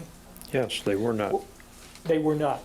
And would it be fair to say that you hadn't eliminated them or anyone else as suspects? That's true. And was that just based on your general way that you conduct cases of this nature? Yes, I thought it'd be foolish to eliminate anybody. Now, when you first met Lyle and Eric Menendez, was there some preliminary discussion before you turned the tape recorder on? I think so. Could you tell me as best as you can recall 4 years later what that discussion was? Yeah, I believe I got their horsepower, their driver's license, identifiers. And I asked them if they wanted coffee or creature comforts, go to the bathroom and so forth. And then, and I explained who I was. And then did you take Eric Menendez someplace else to conduct the interview with him? Yes, there's a little interview room. At the time this happened, we were in temporary quarters in a trailer, multiple trailers hooked together. And adjacent to the detective room, there was a small interview room. And Lyle Menendez was waiting somewhere else while you were interviewing Eric, is that correct? Yes. Now, during the course of your interview with Eric Menendez, you formed certain impressions about his emotional state, isn't that true? Yes, I did. And during the course of your contact with him, you decided that he was very distraught and quite emotional, isn't that correct? Yes, sir. And you also formed the impression as a result of talking to him that he was obviously in a lot of trauma, emotional trauma. Yes, I did. Heavy trauma, correct? Yes. And in fact, the trauma with respect to Eric was so pronounced in your view that you had to stop the interview at some point, isn't that true? Yes, I did. In other words, you weren't finished with the questions you wanted to ask him at the end of the tape that the jury just heard. No, you're correct. And the last thing on the tape, at least from what we can hear, is Eric crying, is that correct? Yes, he was. After the tape went off, you spent a certain amount of time consoling him and trying to make him stop crying, is that correct? Well, I didn't try to make him stop crying, but I consoled him. And after you finished doing that, you then went out and brought Lyle in, is that right? Yes, I did. Was there any discussion between the two brothers before the interview with Lyle Menendez? Yes, there was. Could you tell me what the discussion was? Eric told Lyle that it was okay to talk to me, that I was okay. And that was it? No other discussion? Not that I recall. All right. Now, as to Lyle Menendez, during the course of your interview with him, you formed certain impressions about his emotional state. Isn't that true? Yes, I did. And it was your judgment, based on your experience in interviewing not only witnesses in lots of cases, but also suspects, that although he was clear-cut and precise in his answers, he was also showing obvious signs to you that he was traumatized. Isn't that correct? At certain points, not all the way through the conversation. But your overall impression of him was that he was someone who was traumatized. Isn't that correct? I think occasionally he was traumatized. I wouldn't say it was my overall impression of him, no. Well, do you remember testifying in this courtroom at a pretrial hearing back in May of this year? Yes, I do. And do you remember being asked at that time a series of questions about your impressions and opinions concerning whether the brothers were traumatized that night?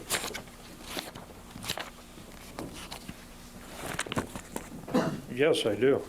I'm certain he was traumatized. Do you remember making a statement at that time, these kids were traumatized? Yes, they were. And do you remember being asked the question, would it be fair to say that the emotions you were observing in regard to Lyle Menendez that night were real emotions? And your answer, yes, I think Lyle's emotions were real. He was very crystal clear and precise, but he was showing signs to me that he was traumatized, and I think they were sincere. Question, did he appear sorrowful? Sorrowful, yes. Question, and somber, I think you testified. Your answer, yeah. Do you remember giving that testimony? Yes, I do. And is that accurate testimony in terms of your impressions of his general demeanor during and after and before the time that you were interviewing Lyle Menendez that evening? Yes, I think so.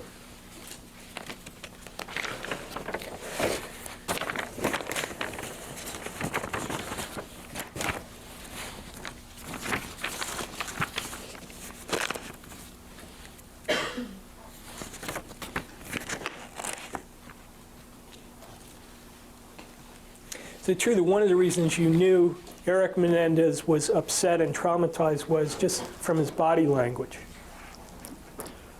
That was one of the reasons, yes. And what were the others? In fact, he was crying. And how about with respect to Lyle Menendez? Just general, his pallor and just general demeanor, and he appeared very stiff, and I could tell he was bothered. Now, is it also true that near the end of that interview, you told Lyle Menendez that he was not going to be able to stay at the house after you finished the interview with him? Yes. And they indicated to you, or asked you, whether it was all right if they stayed with Mark, the tennis coach who was there. Is that right? Yes, sir. Do you know, after you issued that instruction to them, that they could not stay in the house, whether they went back to the house to obtain their clothing and other items that they needed to go stay with Mark? I didn't know it at the time, but I subsequently believe they did, yes. And did you learn that from Detective Zoller? I think so.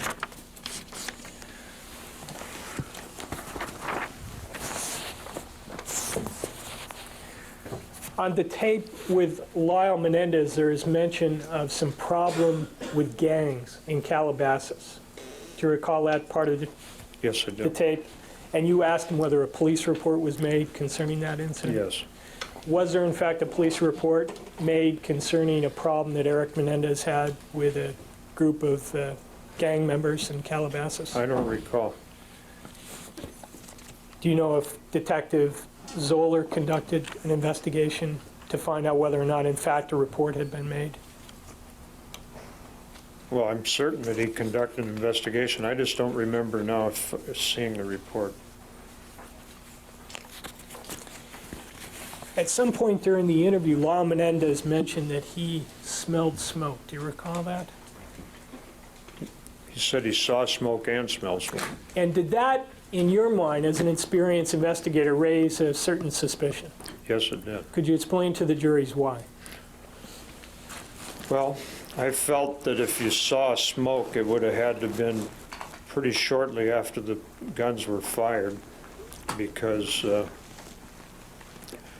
would dissipate, smoke would dissipate fairly rapidly. And later on, I found a window had been shot out, which even confirmed my suspicions more that the smoke would have left the room. Now, before these interviews, you had never met the Menendez brothers before, is that correct? No. They had never met you. No. And as far as you knew, they had no idea how you were going to react to the information that you were giving them. Is that correct? Correct. And if your suspicions had been raised just a little bit further as a result of that statement about the smoke, you might at that point have asked them to submit to this gunshot residue test. Isn't that right? If I'd have been more suspicious, I may have, yes. And that was really within your control. They had no idea how you were going to respond to the information that you were giving them, correct? Yes. And in fact, had you done that, this investigation would have taken a much different course than it eventually did. Isn't that true? Sustained. Could I have 1 minute, Your Honor? Thank you. Just one more question, one more area of questioning, Sergeant Edmonds. During the course of the interview with Lyle Menendez, there is a statement to the effect that, quote, "My dad is usually pretty deaf to hear something, so when he gets up right away, and so I was really surprised." Do you recall that part of the interview? Yes, I do. The transcript says deaf. Is that what you recall, or is it "my dad was usually pretty good to hear something"? I think it was that he said his dad was pretty deaf. Deaf, as in hard of hearing? Yeah, but then he said, but if he hears something, he's quick to react. The transcript says, "My dad is usually pretty deaf to hear something, so when he gets up right away, and so I was really surprised that he was sitting on the couch like that." Is that how you remember it?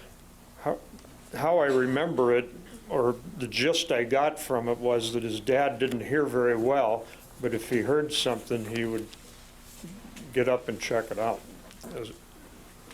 as I interpret it. Now, 2 days ago, the jury heard a brief portion of a tape recording. The jury's heard brief portions of a tape recording in which a woman by the name of Averill Crum has identified her voice on the tape as saying that what she heard that night was sounds, they went like pop, pop, pop, pop, pop.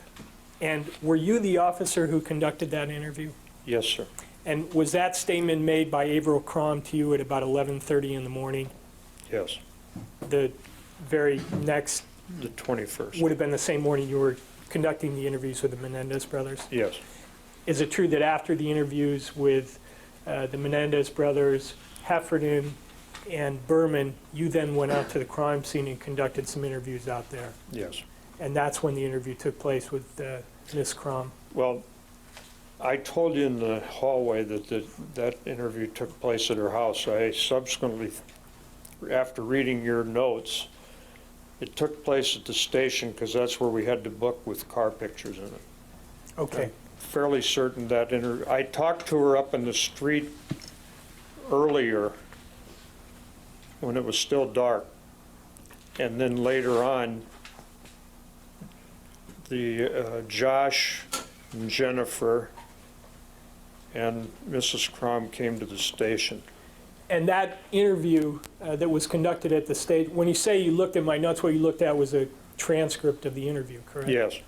And that interview was conducted with Averill Crum and her two children, Josh Crum and Jennifer Crom, correct? Yes, sir. And during the course of that interview, Josh Crom said, I was in the middle of watching a movie on the Korean airline that got shot down, and it was about halfway in between the movie, and it was around 10, about 10, and I started hearing shots, about 6 in a row. And then your question, and Mrs. Crom, you also heard them? And Averill Crom answered, I heard them too, but I thought they were Chinese firecrackers because they went like pop, pop, pop, pop, pop. Is that what she told you that night? Yes, or that sir. morning? Yes, sir. Thank you, that's all I have. Cross-examination by the other defendant. Thank you, Your Honor. I just have a couple of questions.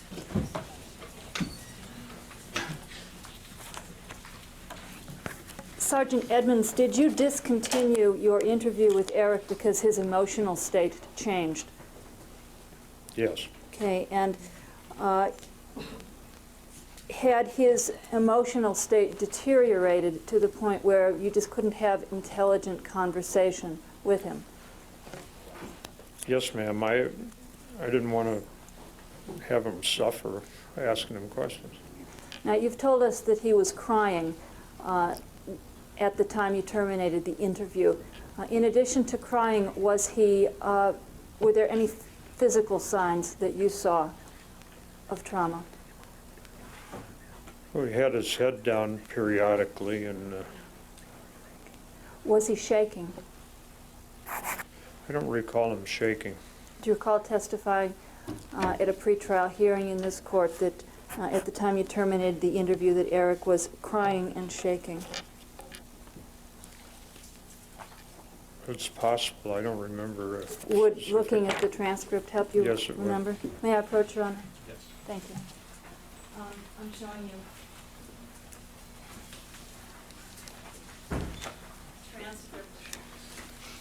Could you look at the this underlined portion and see if that helps you remember? Yes, ma'am. That's what it says. Okay, so that refreshes your recollection Yes. that Eric was shaking at the time you terminated the interview. Yes. Now, Sergeant Edmonds, when you first saw Eric, you've told us that you believe that he was traumatized, correct? When I first saw him, Yes, and during the time that you saw him on the Yes. 20th. Is it your belief still today that he was traumatized when you saw him? yes. Thank you. I have nothing further. Any redirect? Yes, thank you, Your Honor. Sergeant Edmonds, you've testified that you had never met the defendants before you interviewed them on the morning of August 21st, 1989. Is that correct? Yes, sir. Did you have any knowledge that Eric Menendez was an aspiring actor at that time? Objection, Your Honor. Objection sustained. Ask the jury to be admonished. Well, let me see counsel decide. Sergeant Edmonds, sometime later on the morning of August 21st, did you actually go to the crime scene? Yes, I did. Now, when Lyle Menendez in his interview stated, my mother was on the floor like she was trying to get away or something, were you able to go to the crime scene to determine whether or not that made sense, his statement made sense? By the time I got to the crime scene, the bodies were removed. So you didn't actually see them at 722 North Elm? No, I didn't. Only photographs. Thank you. I have nothing further at this time, Your Honor. Any reading cross? No, Your Honor. Sergeant Edmonds, you've been a police officer for 32 years, Yes, ma'am. and you have a considerable amount of experience in interviewing both Yes. suspects and witnesses and crime victims. Yes, I do. And you think, based on your years of experience in that area, you have a pretty good feeling for people. I think so. Oh, thank you. I have nothing further. Anything else? All right, thank you. Sit down. Thank you.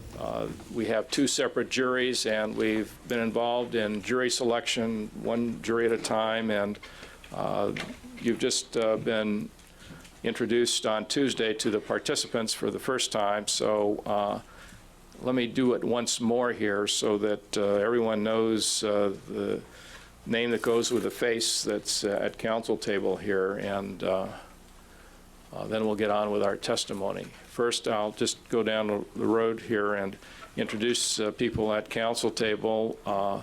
First of all, Michael Burt, if you would stand.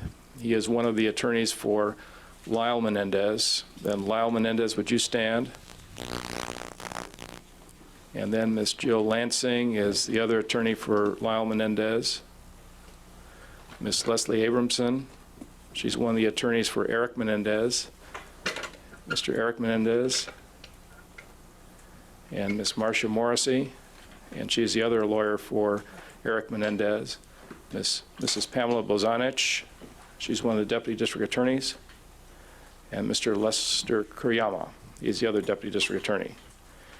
And the other gentleman at council table will be the next witness, so he'll be introduced when we have him called as a witness. So now let's proceed with the next witness. You may call him to the witness stand, please. We will call Deputy Dwight Van Horn to the stand. Do you solemnly swear that the testimony you may give in the cause now pending before this court shall be the truth, the whole truth, and nothing but the truth so help you God? Yes, I do. Please take a stand and state your name for record. Dwight Van Horn, last name V-A-N-H-O-R.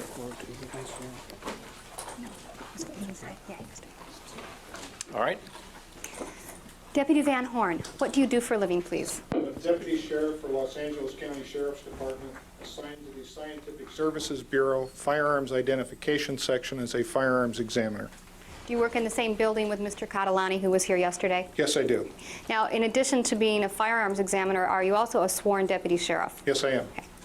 How long have you been a firearms examiner, sir? Since September of 1985. And prior to that time, did you receive any training in using firearms? Yes. And was it the basic kind of training that you get at the Sheriff's Academy, or did you have any additional training before 1985? The training at the Sheriff's Academy, yes, ma'am. Did you have any military training? Yes, I did. Okay, and what kind was that, please? I was in the Air Force and I was in the Air Police when I was in the Air Force. Now, starting in 1985, what kind of training and education did you get in order to become an expert at examining firearms? I first worked under the direct supervision of 5 other firearms examiners who had in excess of 40 years' experience in the field of firearms identification. They allowed me to read and become familiar with most of the leading periodicals and publications that relate to firearms identification. I've had the opportunity to tour and attend study groups with most of the leading manufacturers of ammunition and firearms located here on the West Coast. During the course of my training, I attended 2 courses at the Federal Bureau of Investigation in Quantico, Virginia, relating to firearms identification. Now, let me interrupt you for a moment. The courses that you took at the FBI, what kind of courses were they, and for how long did each one of them last? Each course was a week long. The first week was a gunpowder and gunshot residue school, which also included pattern determinations. The second school, also a week long, was a crime scene investigation school. All right, I've interrupted you. Please continue. I'm a member of the Association of Firearms and Toolmark Examiners and a member of their safety committee. I'm a technical advisor to the International Wound Ballistics Association, and this past summer and the summer before last, I served on the California Department of Justice Committee on determining the identification criteria for assault weapons. During the course of my duties, I have test fired in excess of 6,000 firearms, made in excess of 10,000 ballistic comparisons, and testified as a firearms expert in federal, superior, and municipal courts on 159 prior occasions. 159 precisely? Prior occasions. Okay. Deputy Van Horn, in this particular case, did you have an opportunity to make any ballistic comparisons? Basically, they were ballistic identifications. There was no comparisons per se made in this case. Okay, could you explain to us what a ballistic comparison is, please? One of the primary things that a firearms examiner does is to determine if bullets or cartridge cases or some other ammunition component was fired from a particular firearm. And that is done by comparing evidence that is submitted to you against test fires from firearms that are submitted to you, and the comparisons are made by way of a comparison microscope to see if the evidence that you received and the testifiers have the same individual characteristics that allow you to say that they're fired from the same gun. In other words, if I had a gun and I wanted to know if that gun had fired a bullet which had been recovered from someplace else, would you then fire a test bullet through the gun and compare the two bullets, the one that I wanted to know about and the one that you fired from the gun?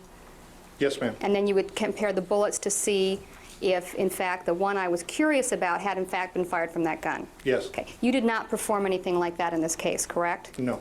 Now, is it possible for that kind of comparison to be made when shotgun shells are used? Yes. Okay. But shotguns don't use bullets, they use something else, correct? That's correct. Okay. Your Honor, I have here a diagram. I'd like to have it and its companion marked as Peoples, I believe, 44. Are they separate diagrams? They're copies of each other. 44. Yes. This is exhibit 44, which is rather crudely done by me. On the left side, there appears to be a piece of Xerox paper with some drawings on it. And I'd like to ask you what these represent. They represent the 4 stages of a shotgun pattern as it opens up as the muzzle of the firearm gets farther away from the target. And what is it that's different between a bullet that goes through like a handgun or a rifle as compared with a shotgun? What is the difference in types of ammunition? Well, a handgun or a rifle generally fires a cartridge that contains a single projectile. A shotgun usually fires a cartridge, or in this case a shot shell, that generally contains multiple projectiles. It can contain one projectile, and that's called a slug, but generally shotgun shells are loaded with pellets. Your Honor, I have here another exhibit. I'd like to have it marked as Peoples 45, excuse me, exhibit 45. Would you describe what it is that's depicted on this exhibit, please? Well, on the left side of the exhibit depicts a cross-section of a loaded round of shot shell ammunition containing what's commonly referred to as birdshot, or rather small pellets. It shows the different components of that shot shell. And on the right, another cutaway drawing of a loaded shot shell depicting double-aught buckshot, which buckshot is a larger pellets, larger than birdshot.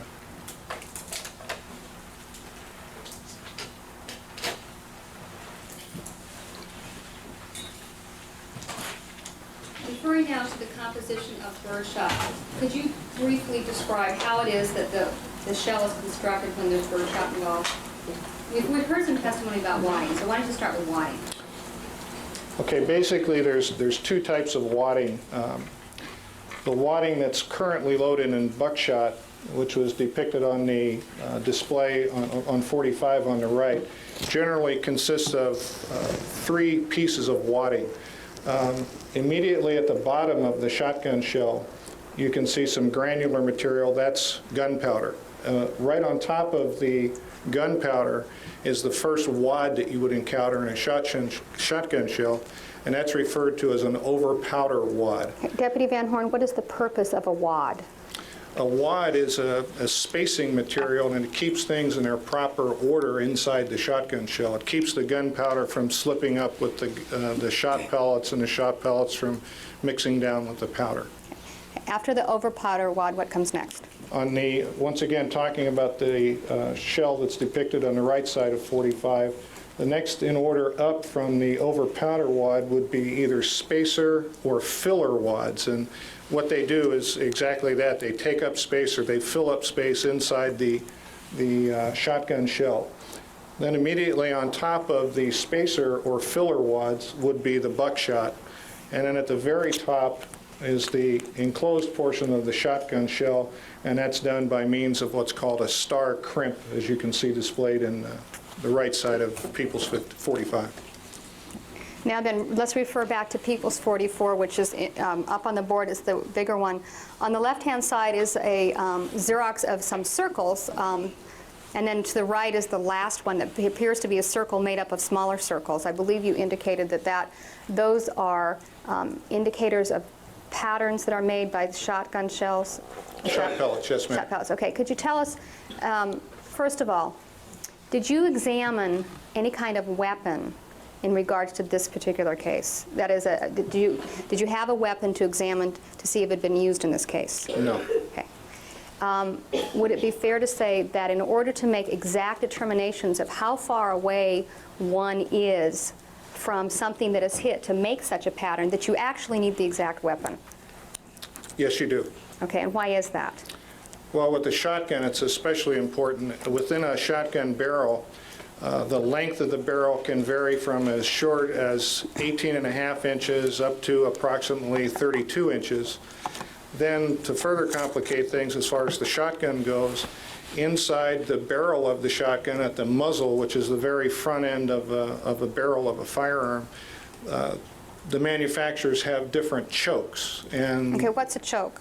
what a choke does, it's a constriction. It actually constricts the end of the shotgun barrel from its normal diameter to a smaller diameter, and it's generally found on longer barrel shotguns. And the purpose for that is to keep the pattern tighter for greater distances for hunting or sporting purposes. So in the questions I'm going to ask you about these patterns, are your answers very general because of the fact that you don't have a weapon? That's correct. All right. Now, referring to the top circle, which appears to be just a piece of black, what is that supposed to indicate there in Exhibit 44? Well, that would indicate the pattern of a multiple projectile load, whether it was buckshot or birdshot, from a distance of contact, in other words, the barrel of the shotgun right up against the target, to some distance. Whatever that distance would be would once again vary upon the shotgun, the length of the barrel, and the type of ammunition that was used. The next one down in order would be at some distance greater than contact, and at what we see here in the second circle is on the inside is actually what we're looking at here. And you can see the inside edges are scalloped. And what that depicts is as the shotgun pellet pattern gets further away from the muzzle, the pellets start to open up and spread. The spread there, we can start to see some individual pellets making their own mark, but they're still part of the solid group of pellets that's going down range. Okay, now the third one down, which is a circle that has circles both inside and out of it. Okay, that would depict, at that point, the pattern has now reached a distance away from the muzzle of the shotgun where individual pellets are starting to break away from the group of pellets, and they're called satellite or independent pellet strikes. But the bulk of the pattern is still pretty much concentrated together. And to the right of the one about which you were just speaking, there appears to be a circle made up of little circles. What is that supposed to indicate? That would indicate at a distance that would be greater than the third picture, the third one from the top, where all the pellets are now separated and each individual pellet is making its own strike on a target. Now, starting back with the one at the top, which I believe on the diagram has a little A next to it, so that would be a contact wound, is that correct? That would be contact and out to some distance, yes, ma'am. Okay, can you give us a distance? No, I'd really not rather do that. Okay, because you don't have a weapon? I don't have a weapon, and I don't have precisely the brand of ammunition that was used, which would also affect the range. All right, so the only thing you can say then, would that be true with the other three? Yes, it would. May I push, please? Yes. All right, so all you can say then is that pellet patterns range in looks from the one at the top all the way down to the one here, is that correct? That's correct. All right, and then after this one, which I think I'm going to mark as D, Your Honor, because it's not marked. Right. After that, do they continue to just get bigger and bigger? Yes, they do. All right. So this then demonstrates the way in which the pattern spreads, is that correct? That's correct. Now, I believe you indicated something about birdshot and buckshot and double lock. Could you explain, for those of us who might not understand or know about this, what is the difference between birdshot and buckshot, and what is the purpose of that? The purpose of what is commonly referred to as birdshot is basically that. It's for hunting birds or very small animals. And the purpose of buckshot is either as a defensive round of ammunition or to shoot larger game. All right. And traditionally, how many little pellets of birdshot would there be in a 12-gauge shotgun shell? It would depend on the size of the shot, and then it would also depend upon the size of the shot charge that was placed into that particular shot shell. All right, well, can you give us an idea? Are we talking about 10, 20, 50? In birdshot? Yes, in birdshot. In birdshot, let's say it was number 7.5, which is generally about the smallest size of birdshot that's available. The pellet would range somewhere from about 350 pellets for a 1-ounce load of birdshot, which is a fairly standard load, up to probably as many as 530 pellets for an 1.5 ounces, which would be considered a heavy load. Okay, now when you're talking about load, are you talking about one shotgun shell could hold anywhere from those two ranges? Yes. All right. So in this particular case, you have no idea how many birdshot pellets were there. Is that correct? That's correct. Okay. Now, could you tell us about buckshot? Traditionally, in one shotgun shell, how many pellets of buckshot would you expect to find of number 4 buckshot? The standard loading for number 4 buckshot contains 27 pellets of 24 caliber size shot pellets. 27 pellets, is that correct? Yes. And how about number 3 buckshot? Do you know? Number 3 buckshot, in the same as a standard load, if there is such a thing for number 3 buck anymore, would probably be about 23 or 24. Okay. Now, when you say any more, what does that mean? It's not commonly encountered. Number 3 buckshot is not commonly encountered. All right. Did you have an opportunity to look at some evidence involving this case? Yes, I did. All right. May I approach, please? All right. I'm looking at what's been marked as 16C, which is item number 11. I'm going to open this once again. Inside there appears to be a piece of plastic that I would like you to tell me about. Okay, this piece of plastic is a combination wad column. It's a 12 wad column. It's made out of plastic, and it's commonly used with birdshot type loads. Okay, and that would be what is exhibited on the right side of Exhibit 45? Yes. Okay. All right, may I just show this to the jury quickly? The left side of 45.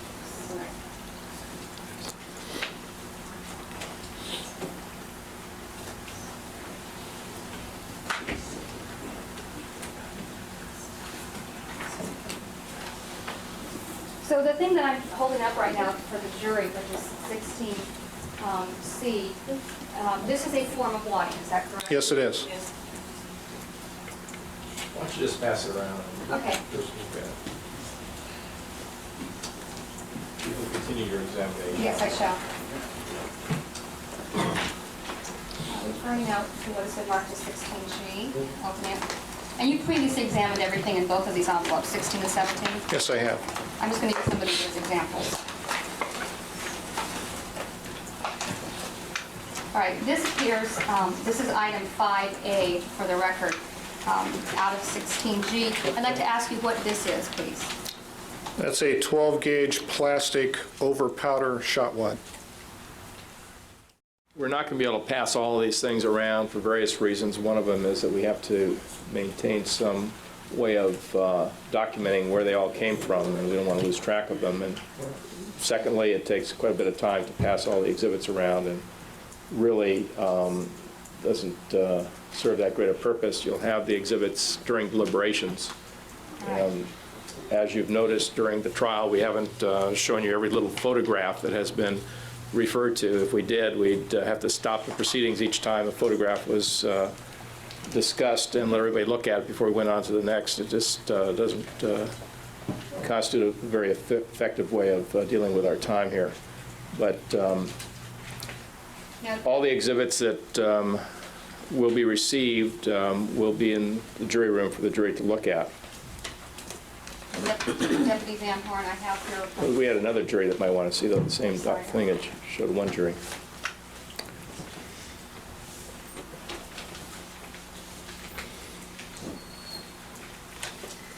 Deputy Van Horn, I'm showing you item 5A. I'd like to ask you to describe what that is, please. That's a 12-gauge plastic over powder shot wad. And in addition to the 2 plastic wads, which we've now talked about, did you also find some fiber wadding? Yes. Now, in addition to finding wadding, what else did you discover in the exhibit, which is 16 and 17? Shot pellets. What kind of shot pellets did you find? They were both buckshot and birdshot pellets. And you've just described what buckshot and birdshot are in your testimony, is that correct? Yes, ma'am. And the buckshot, were you able to determine what kind of buckshot it was? As far as size or Yes, manufacturer? the size. The size, to me, is most consistent with number 4 buckshot. So that would be the kind where 27 pellets are contained? That's correct. Now, in examining the wadding, were you able to determine how many shots were fired inside of the place where those things were discovered? Based upon the plastic wadding, the over powder wads and the wad columns, I found 6 over powder wads and 2 shot columns, wad columns, that would indicate to me that at least 8 shots were fired. Okay, and when you say the 2 shot columns, would those be shot columns affiliated with birdshot? Yes, ma'am. Okay, and did you see any other kind of wadding that wasn't the shot column wadding, which is what we passed to the jury? Did you see any other kind of wadding that's affiliated with birdshot? No. Okay. Now, the fact that you, from the wadding, could tell that there were from the wadding only, that 8 shots were fired, does that mean that only 8 shots were fired? I don't know. All right. Did you examine some photographs of the crime scene before testifying today? Yes, I did. May I approach, please, Your Honor? Yes.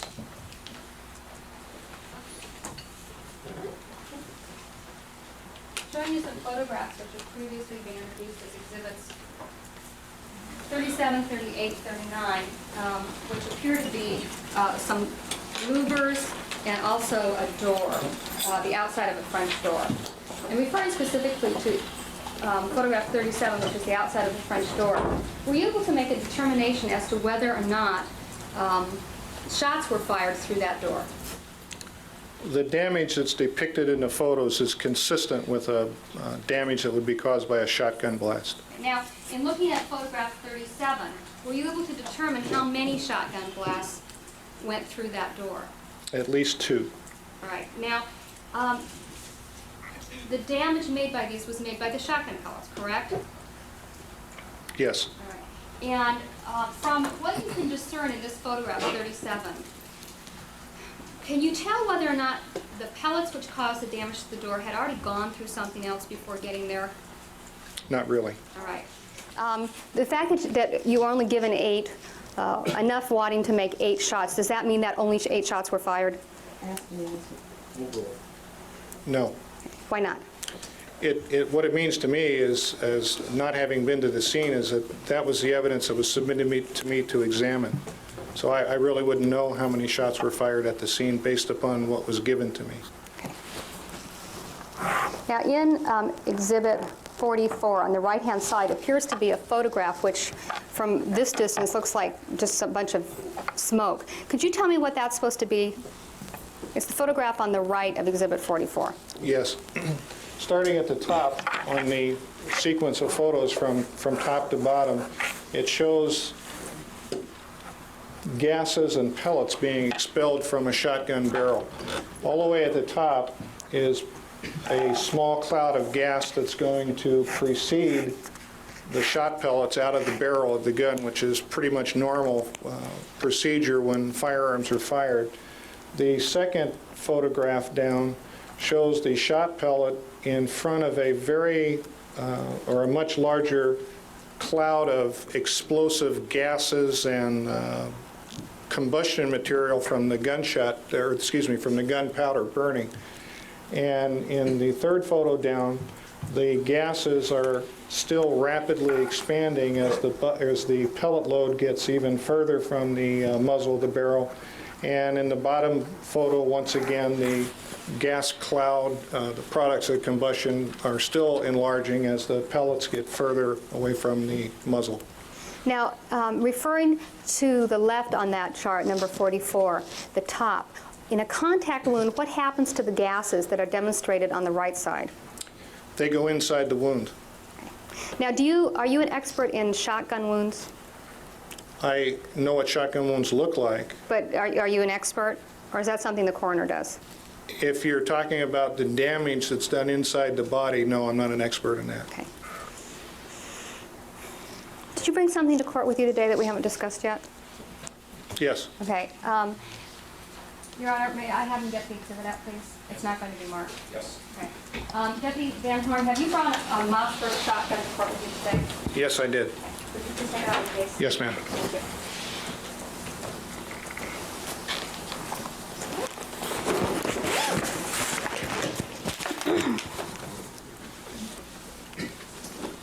Perhaps we should move the microphone. Yes, I'll do that.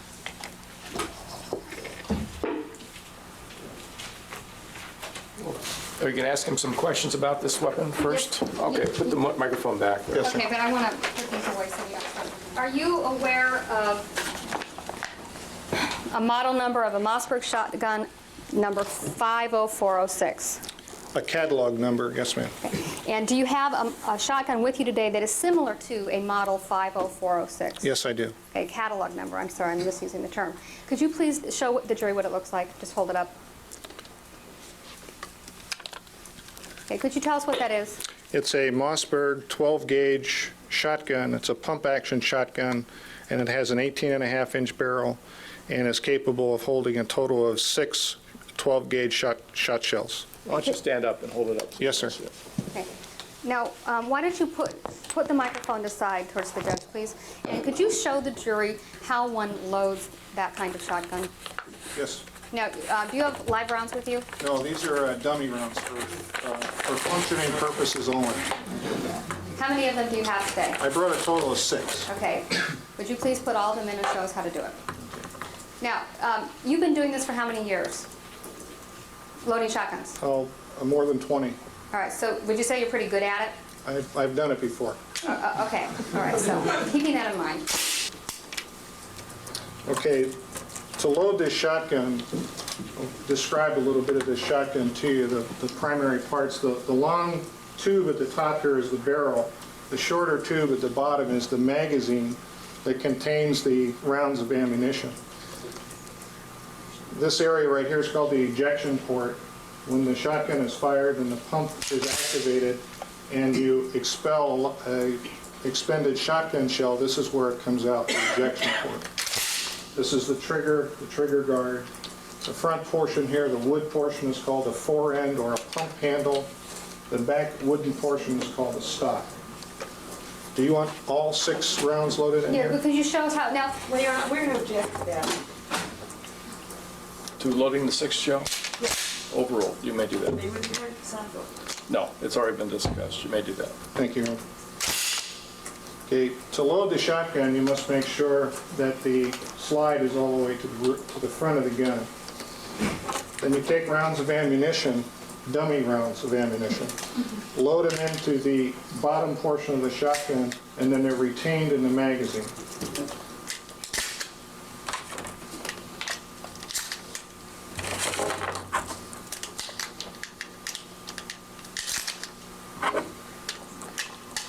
Okay, that's 5 rounds in the magazine. That's the capacity of the magazine. The magazine will not hold any more rounds. To get the 6th round into the shotgun, you must operate the shotgun to place one of the rounds of ammunition from the magazine into the chamber, which is the back portion of the barrel. And to do that, you have to hit the slide release, which is at the back of the trigger guard here, which releases the slide. You bring the slide all the way to the rear, run the slide back forward, and now there's a dummy round of ammunition in the chamber, and it means now that we can put one more round of ammunition in the gun. So we take the 6th round of ammunition, place it in the gun, and there's now 6 rounds of ammunition in the firearm. now, could you show us how one shell is ejected from the gun after the shotgun has been fired? Yes. Without hitting anyone? Yes. Obviously, nothing's going to happen here because these are dummy rounds. You pull the trigger, the hammer falls inside the gun, and this automatically releases the slide release. Before, we had to operate the slide release. We don't have to do that now. Pulling a trigger does that. So you operate the slide. It ejects the round of ammunition. You bring the slide forward, takes the next available round of ammunition from the magazine, inserts it into the chamber, and makes the shotgun ready to fire again. All right, thank you. If you want to take the dummy rounds out and go ahead and put it down. You just go ahead with your examination. Okay. Deputy Van Horn, how does the gun that you have here in court today differ from a Mossberg catalog number 50406? In the material that the fore-end and the stock are made out of. The material that they what? fore-end and stock are made out of. All right, could you tell us what they are, what a fore-end and a stock are, please? Yes, let me just do this here real quick.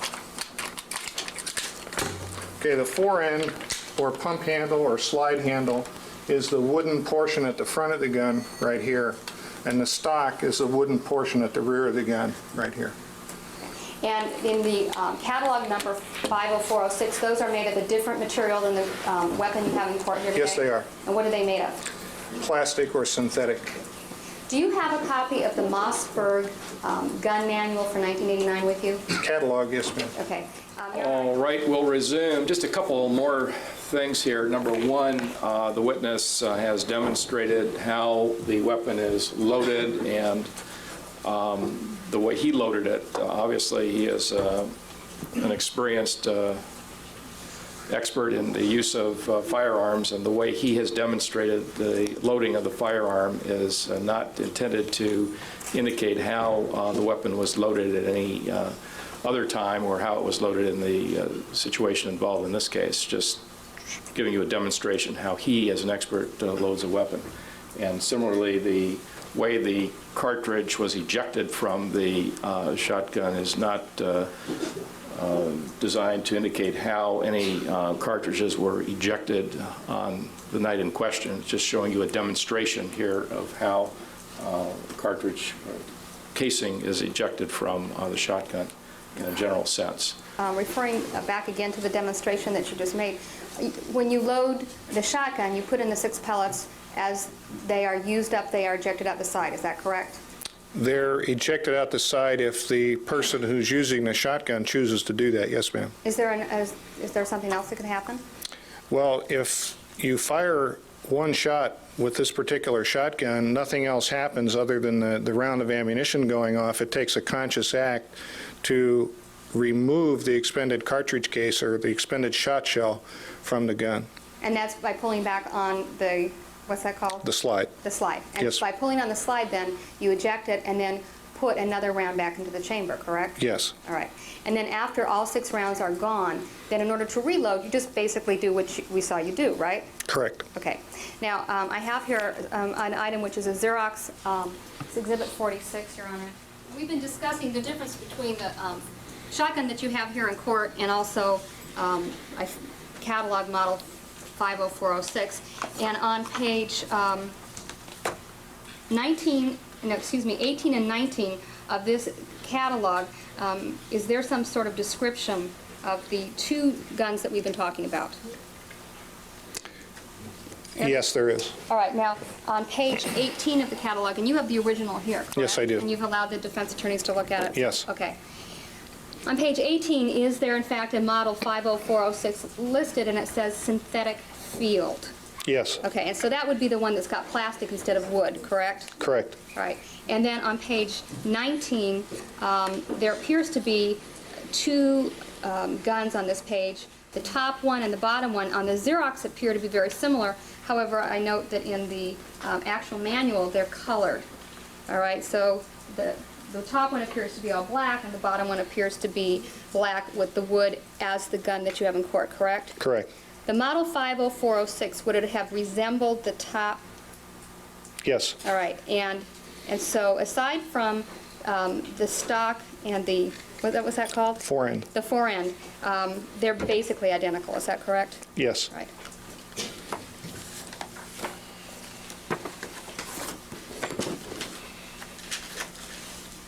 Have a moment, please, Your Honor.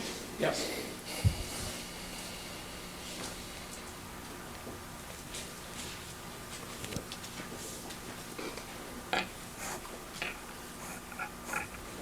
I have nothing further of this witness at this time. I just want to clarify a few things, Deputy Van Horn. If I understand your testimony, you believe that what was submitted to you by the Beverly Hills Police Department was all of the ballistics-related evidence that they had gathered from the scene of this shooting. Is that correct? No, ma'am. You believe you were not given all of the ballistics-related evidence? No, what I said is that my opinions were based upon the evidence that was in fact submitted to me. Do you believe that all the ballistics-related evidence that they retrieved from the scene was submitted to you? Objection irrelevant. Overall. I don't know. Did you ever read, well, strike that. Did you examine the scene photographs in which they had labeled with numbers all the items of evidence that they had located at the scene? Yes, I did. And did you match those numbered items with the items that were submitted to you? No, I did not. When you did prepare a report, did you Yes, not? I did. And that the date of that report was July 16th, 1993. Yes. And when was the evidence that you did receive submitted to you? On July 6, 1993. And when you prepared the report, in reporting on the evidence, did you refer to item numbers that were the item numbers the Beverly Hills Police Department had given to these pieces of evidence they submitted to you? Yes, I did. And did you have any contact with any of the investigating officers from the Beverly Hills Police Department either before or during the time you had the evidence for examination? Yes, I did. And do you have any reason to believe that they have withheld from you any ballistics evidence that they gathered at the scene? No. Did you also have submitted to you ballistics evidence that was originally obtained by the coroner's office from the decedents and held by the Beverly Hills Police Department after that? Yes. So as far as you know, the evidence that was submitted to you came both from the scene of the shooting and from the coroner's examination of the decedents? Yes. And based upon your examination of all of the evidence that was submitted to you, based on ballistics evidence, is it your testimony that you saw evidence that 8 rounds were fired? Yes. And of those 8 rounds fired, 2, you found evidence leading to the inference that 2 rounds of birdshot were fired and 6 rounds of buckshot were fired? Yes. All right. Now, you presented testimony here today based on the chart that I believe is numbered 45. That's the one with the cross-sections of a shot shell. Yes, ma'am. All right, that's the chart that's both on the chair here and on the board. Now, the photograph on the left, I believe you described before, is showing a cross-section of a buckshot round that appears from the drawing to have double-aught buckshot. Well, when you're facing it, it's the one on the right, correct? The one you're pointing to now. Yes, ma'am. Yes, the one Yes. on the right. Okay? All right. A double-aught buckshot is the largest size buckshot, is it not? No. No? Is there something bigger than Yes, double-aught? there is. What's even bigger? Triple-aught. Oh, okay. But it's big. Yes, it's big. It's like 8 to a shell? Well, on a standard non-magnum loading, it's 9. Yes, ma'am. Okay, 9 to a shell. So there are Yes, ma'am. 9 big pellets. Yes. Number 4 buckshot is smaller than this, so that there are 27 that will fit into the exact same size container. Pretty much. Yes, ma'am. Okay. Now, all the containers have to be about the same size because they all have to fit into the same size barrel and magazine in the guns, correct? That's correct. So if you have a 12-gauge shotgun, you need 12-gauge ammunition, correct? Correct. And that 12-gauge ammunition has to be all the same size, no matter what's inside them, right? Well, as far as 12 gauge, yes, but sometimes the shot shells are loaded from currently 2 3/4 or 3 inch, and that's the loaded length of the shot shell. Okay, but Yes, for ma'am. 12 gauges, they're all the same size? Well, they're the same diameter, but they could be different lengths, yes. Okay. Now, without reading what I'm taking out of my pocket, this looks like a shotgun shell, correct? Yes, ma'am. And if I show you the diameter, you can tell it's a 12 gauge. Yes. And without seeing the markings, you don't know what size pellets are inside here. Not until you take it apart, no. Okay. Now, I think you said that the pellets that you saw, that you examined, the larger of the pellets you examined, all appeared to be consistent with number 4 shot. Number 4 buckshot, yes, ma'am. Number 4 buckshot. Yes, ma'am. Okay. Did you also examine what appeared to be birdshot pellets, even smaller ones? Yes. Okay. Now, did you determine, item number 11, which was handed around to both juries, was this column-type shot cup, which is the part on the top that holds the birdshot pellets, and overpowder wad at the bottom of the column? Okay, you determined, did you not, a particular manufacturer of that item, item 11, which I think is 16C? Let's break that down. First of all, she described what it was that was passed to the jury. Was her description accurate? Yes, sir. Then you may answer the rest of the question. Thank you. The rest of the question was, did you determine what the brand name or manufacturer of that particular configuration shot cup column was? Yes. And who was it? It's an Italian manufacturer by the name of Gualandi, Gualandi. And is there a brand of shotgun ammunition available in the Los Angeles area called Fiocchi that uses Gualandi parts? Yes. I'm handing you a shot shell. What type of ammunition and what type of load that appears to be? Yes, this is a Fiocchi 12-gauge live round of ammunition, and it's loaded with number 8 birdshot. And I'd like you to open that up. And Yeah, you can dump the contents in there so that it doesn't wind up all over the floor. And the purpose of this is for you to extract the cup and wad column that's inside that I think you can get.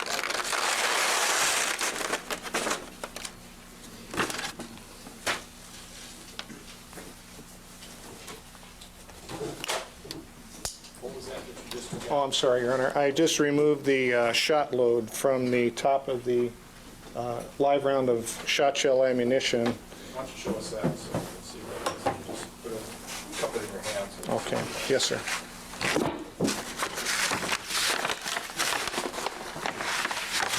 I'm just going to remove a few of these, Your Honor. About, looks like it might be as many as 10. Okay, I can't even see it, so... They're quite small, Your Honor. They're real. Why don't you just drop them into my hand? And let These are me- little pellets. Yeah. Yes, sir. Let me have your hand, Mr. Horn. Just drop them. You can see how tiny they are. They make a mess, but they are small. Okay. You didn't see that either. See, faster than a speeding bullet. They are small. And I'll continue to cut the top off the shot shell.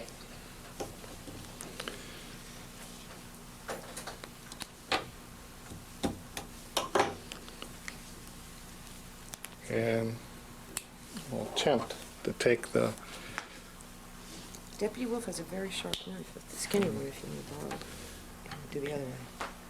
I don't think it's going to come out any other way. I'll have to cut it at the bottom because it's not going to cooperate. And I'm going to dump the gunpowder into the same envelope and push the, well, maybe I won't. There it comes. Go. Last. Thank you.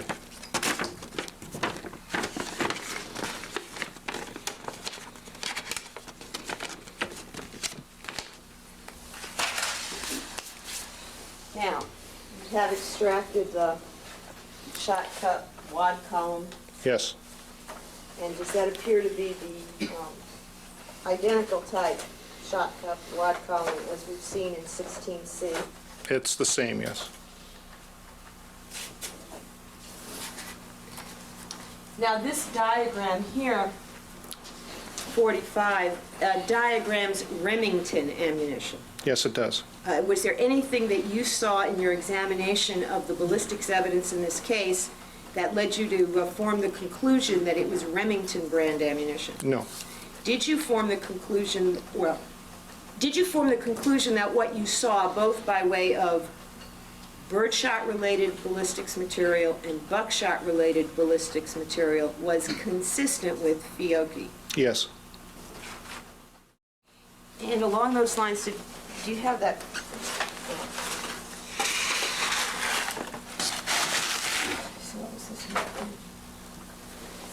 Okay, this is what's been marked 16N, as in no, and originally it had Beverly Hills item number 2. You examined this in the course of examining all this ballistics evidence, did you not? Yes, I did. Would you open that up?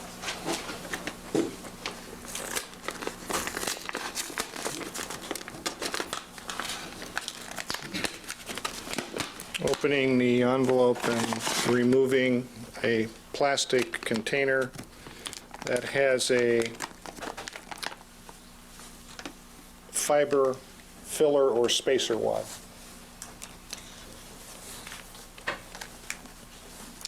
Now, can you see, first of all, does this appear to be an intact, a whole spacer wad rather than fragments? Yes, it does. And can you tell that because it has two sort of dark and shiny sides to it? Yes. And can you see on this spacer wad anything that appears to be the impressions of buckshot pellets? Yes. And do those impressions appear to be consistent with number 4 buckshot as well? Yes, they do. And was that part of what supported your conclusion that number 4 buckshot pellets were used? No, I base that conclusion on the weights, the retained weights of the pellets that I looked at. Because you also looked at pellets, which we haven't shown the Yes, jury. ma'am. But both the retained weights of the pellets that you weighed and these impressions do appear to be consistent with number 4 buckshot. Yes, they do. Okay.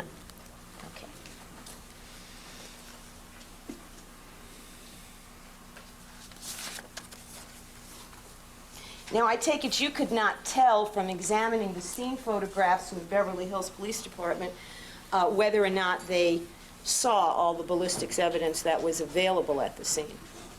No. Okay. You, I take it, didn't try to re-examine those photographs with a magnifying glass to see if they missed anything, or maybe you did? No, I didn't. All right. Would you hand me the gun for a moment?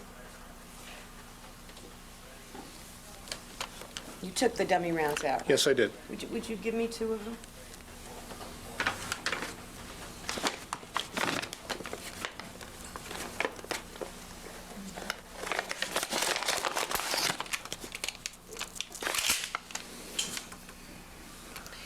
Now, when you were loading this before, you held the gun in one hand in an up position, such as I'm holding it now. Yes, ma'am. And you loaded it by pushing up. Yes. That's the preferred professional way of doing it? That's one way to do it. Yes, ma'am. Okay. Another way to do it is to just hold it down Absolutely. and just push it in that way, Correct. right? And it doesn't take any particular strength or dexterity or training to be able to do what I just did, does it? No, ma'am. So you don't have to be strong or big or anything? No. I leave it to you now to just hold on to it the way it is.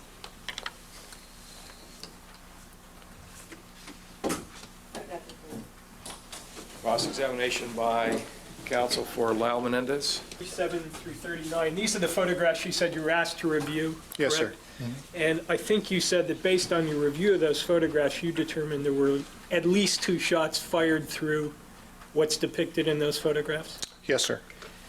And could you tell me whether the shots were fired from in 37, which appears to be the outside of the house, looking in? Were you able to tell from which direction the shots were fired? That is, was someone standing outside that window shooting through the window inside of what is ever on the other side there? No, based upon what I see here, based upon the glass on the outside of the window, and also the enlarged, what appears to me to be very consistent with exit holes through the louvers in the wood, I would say that these shots were fired from inside the house and one outside the house. All right. And looking at 38, which appears to be an interior view, Yes, sir.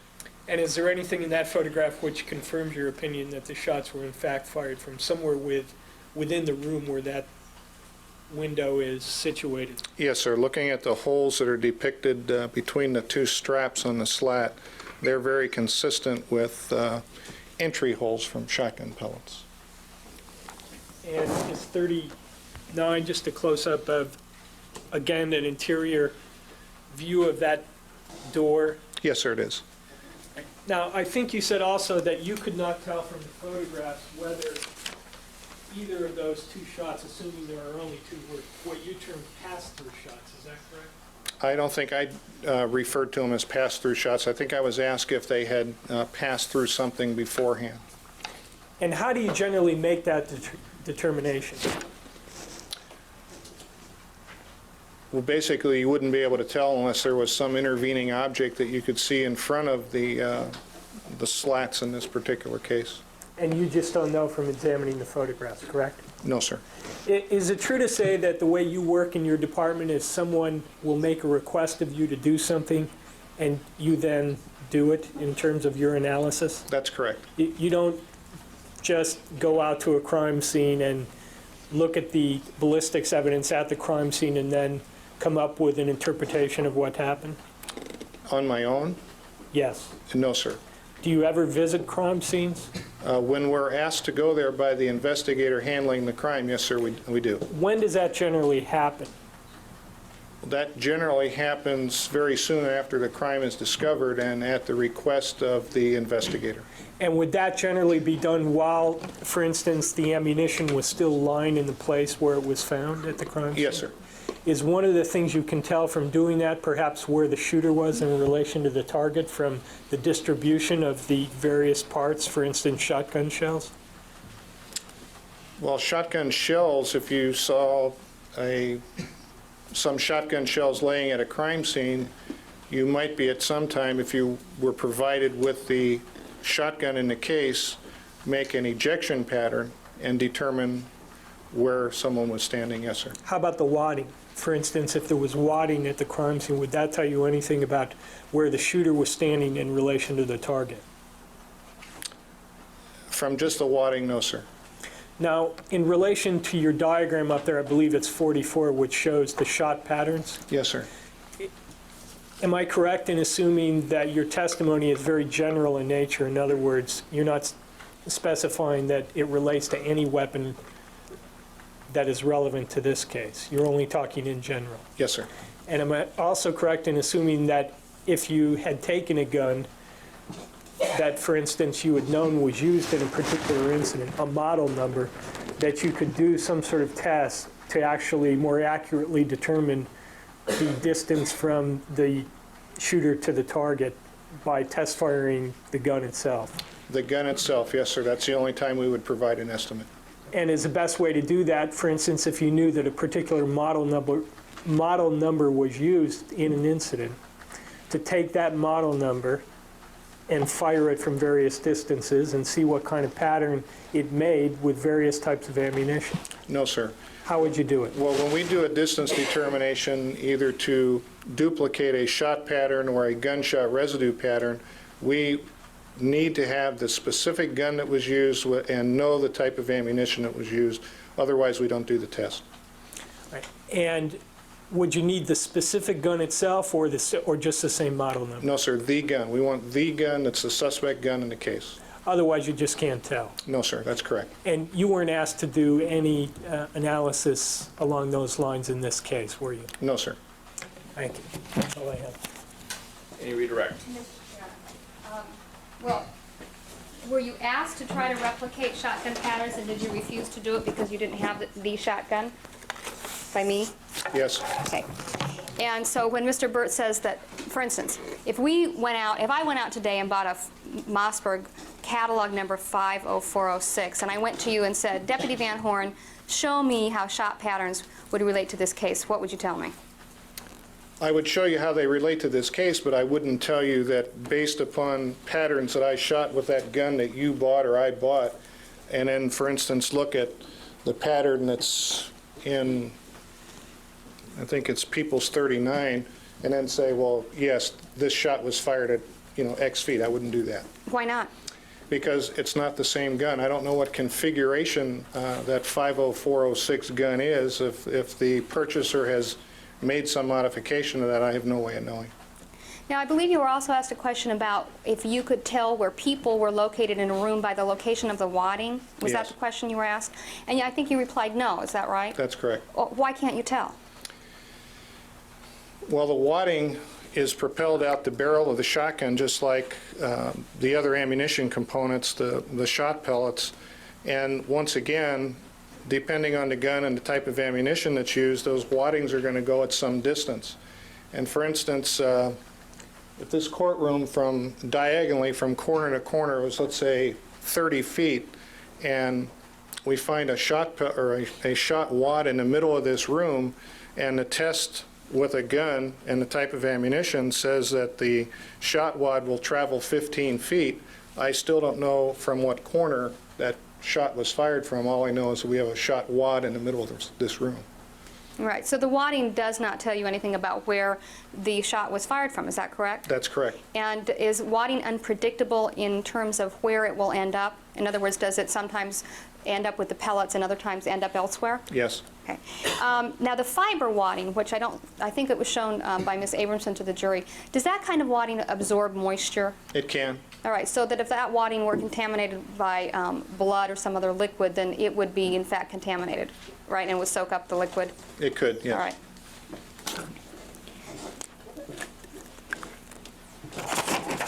Now, I believe Ms. Abramson asked you about the evidence that was submitted to you. Were you ever submitted any spent shotgun shells in this case? Me? Yes. No, ma'am. All right. And you were never submitted a shotgun in this case that was a suspect weapon? No. Okay.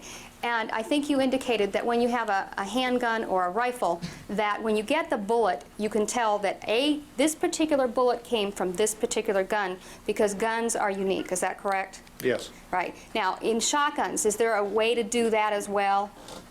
Yes, there is. And is that with the end of the shotgun shell? That's with the expended shot shell, yes, ma'am. Okay, and what is it, just briefly, without going into a long lecture on ballistics, what would you look for if you were going to make that comparison?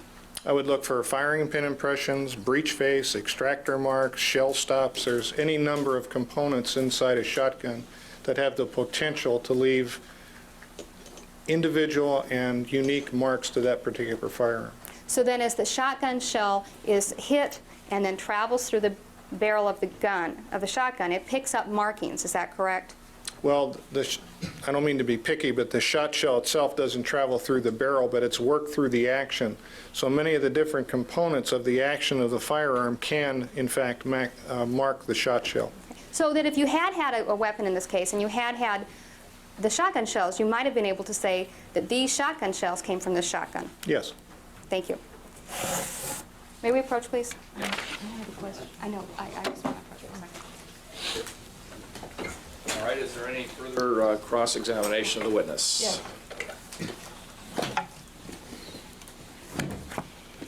Deputy Van Horn, is it your understanding that all Mossberg 500 series shotguns with 18.5-inch barrels have no choke? No. Okay. Is it your understanding that the gun that you brought to court, does it have a choke? Well, all shotguns have a choke because even when it's what's referred to as a cylinder bore, which is a wide open bore of the shotgun, that's still considered one of the chokes. Generally, 18.5-inch barreled shotguns have what's referred to as a cylinder bore. So that's the wide open position, yes, basically? Ma'am. It doesn't have any additional constricting device that would further compact the load.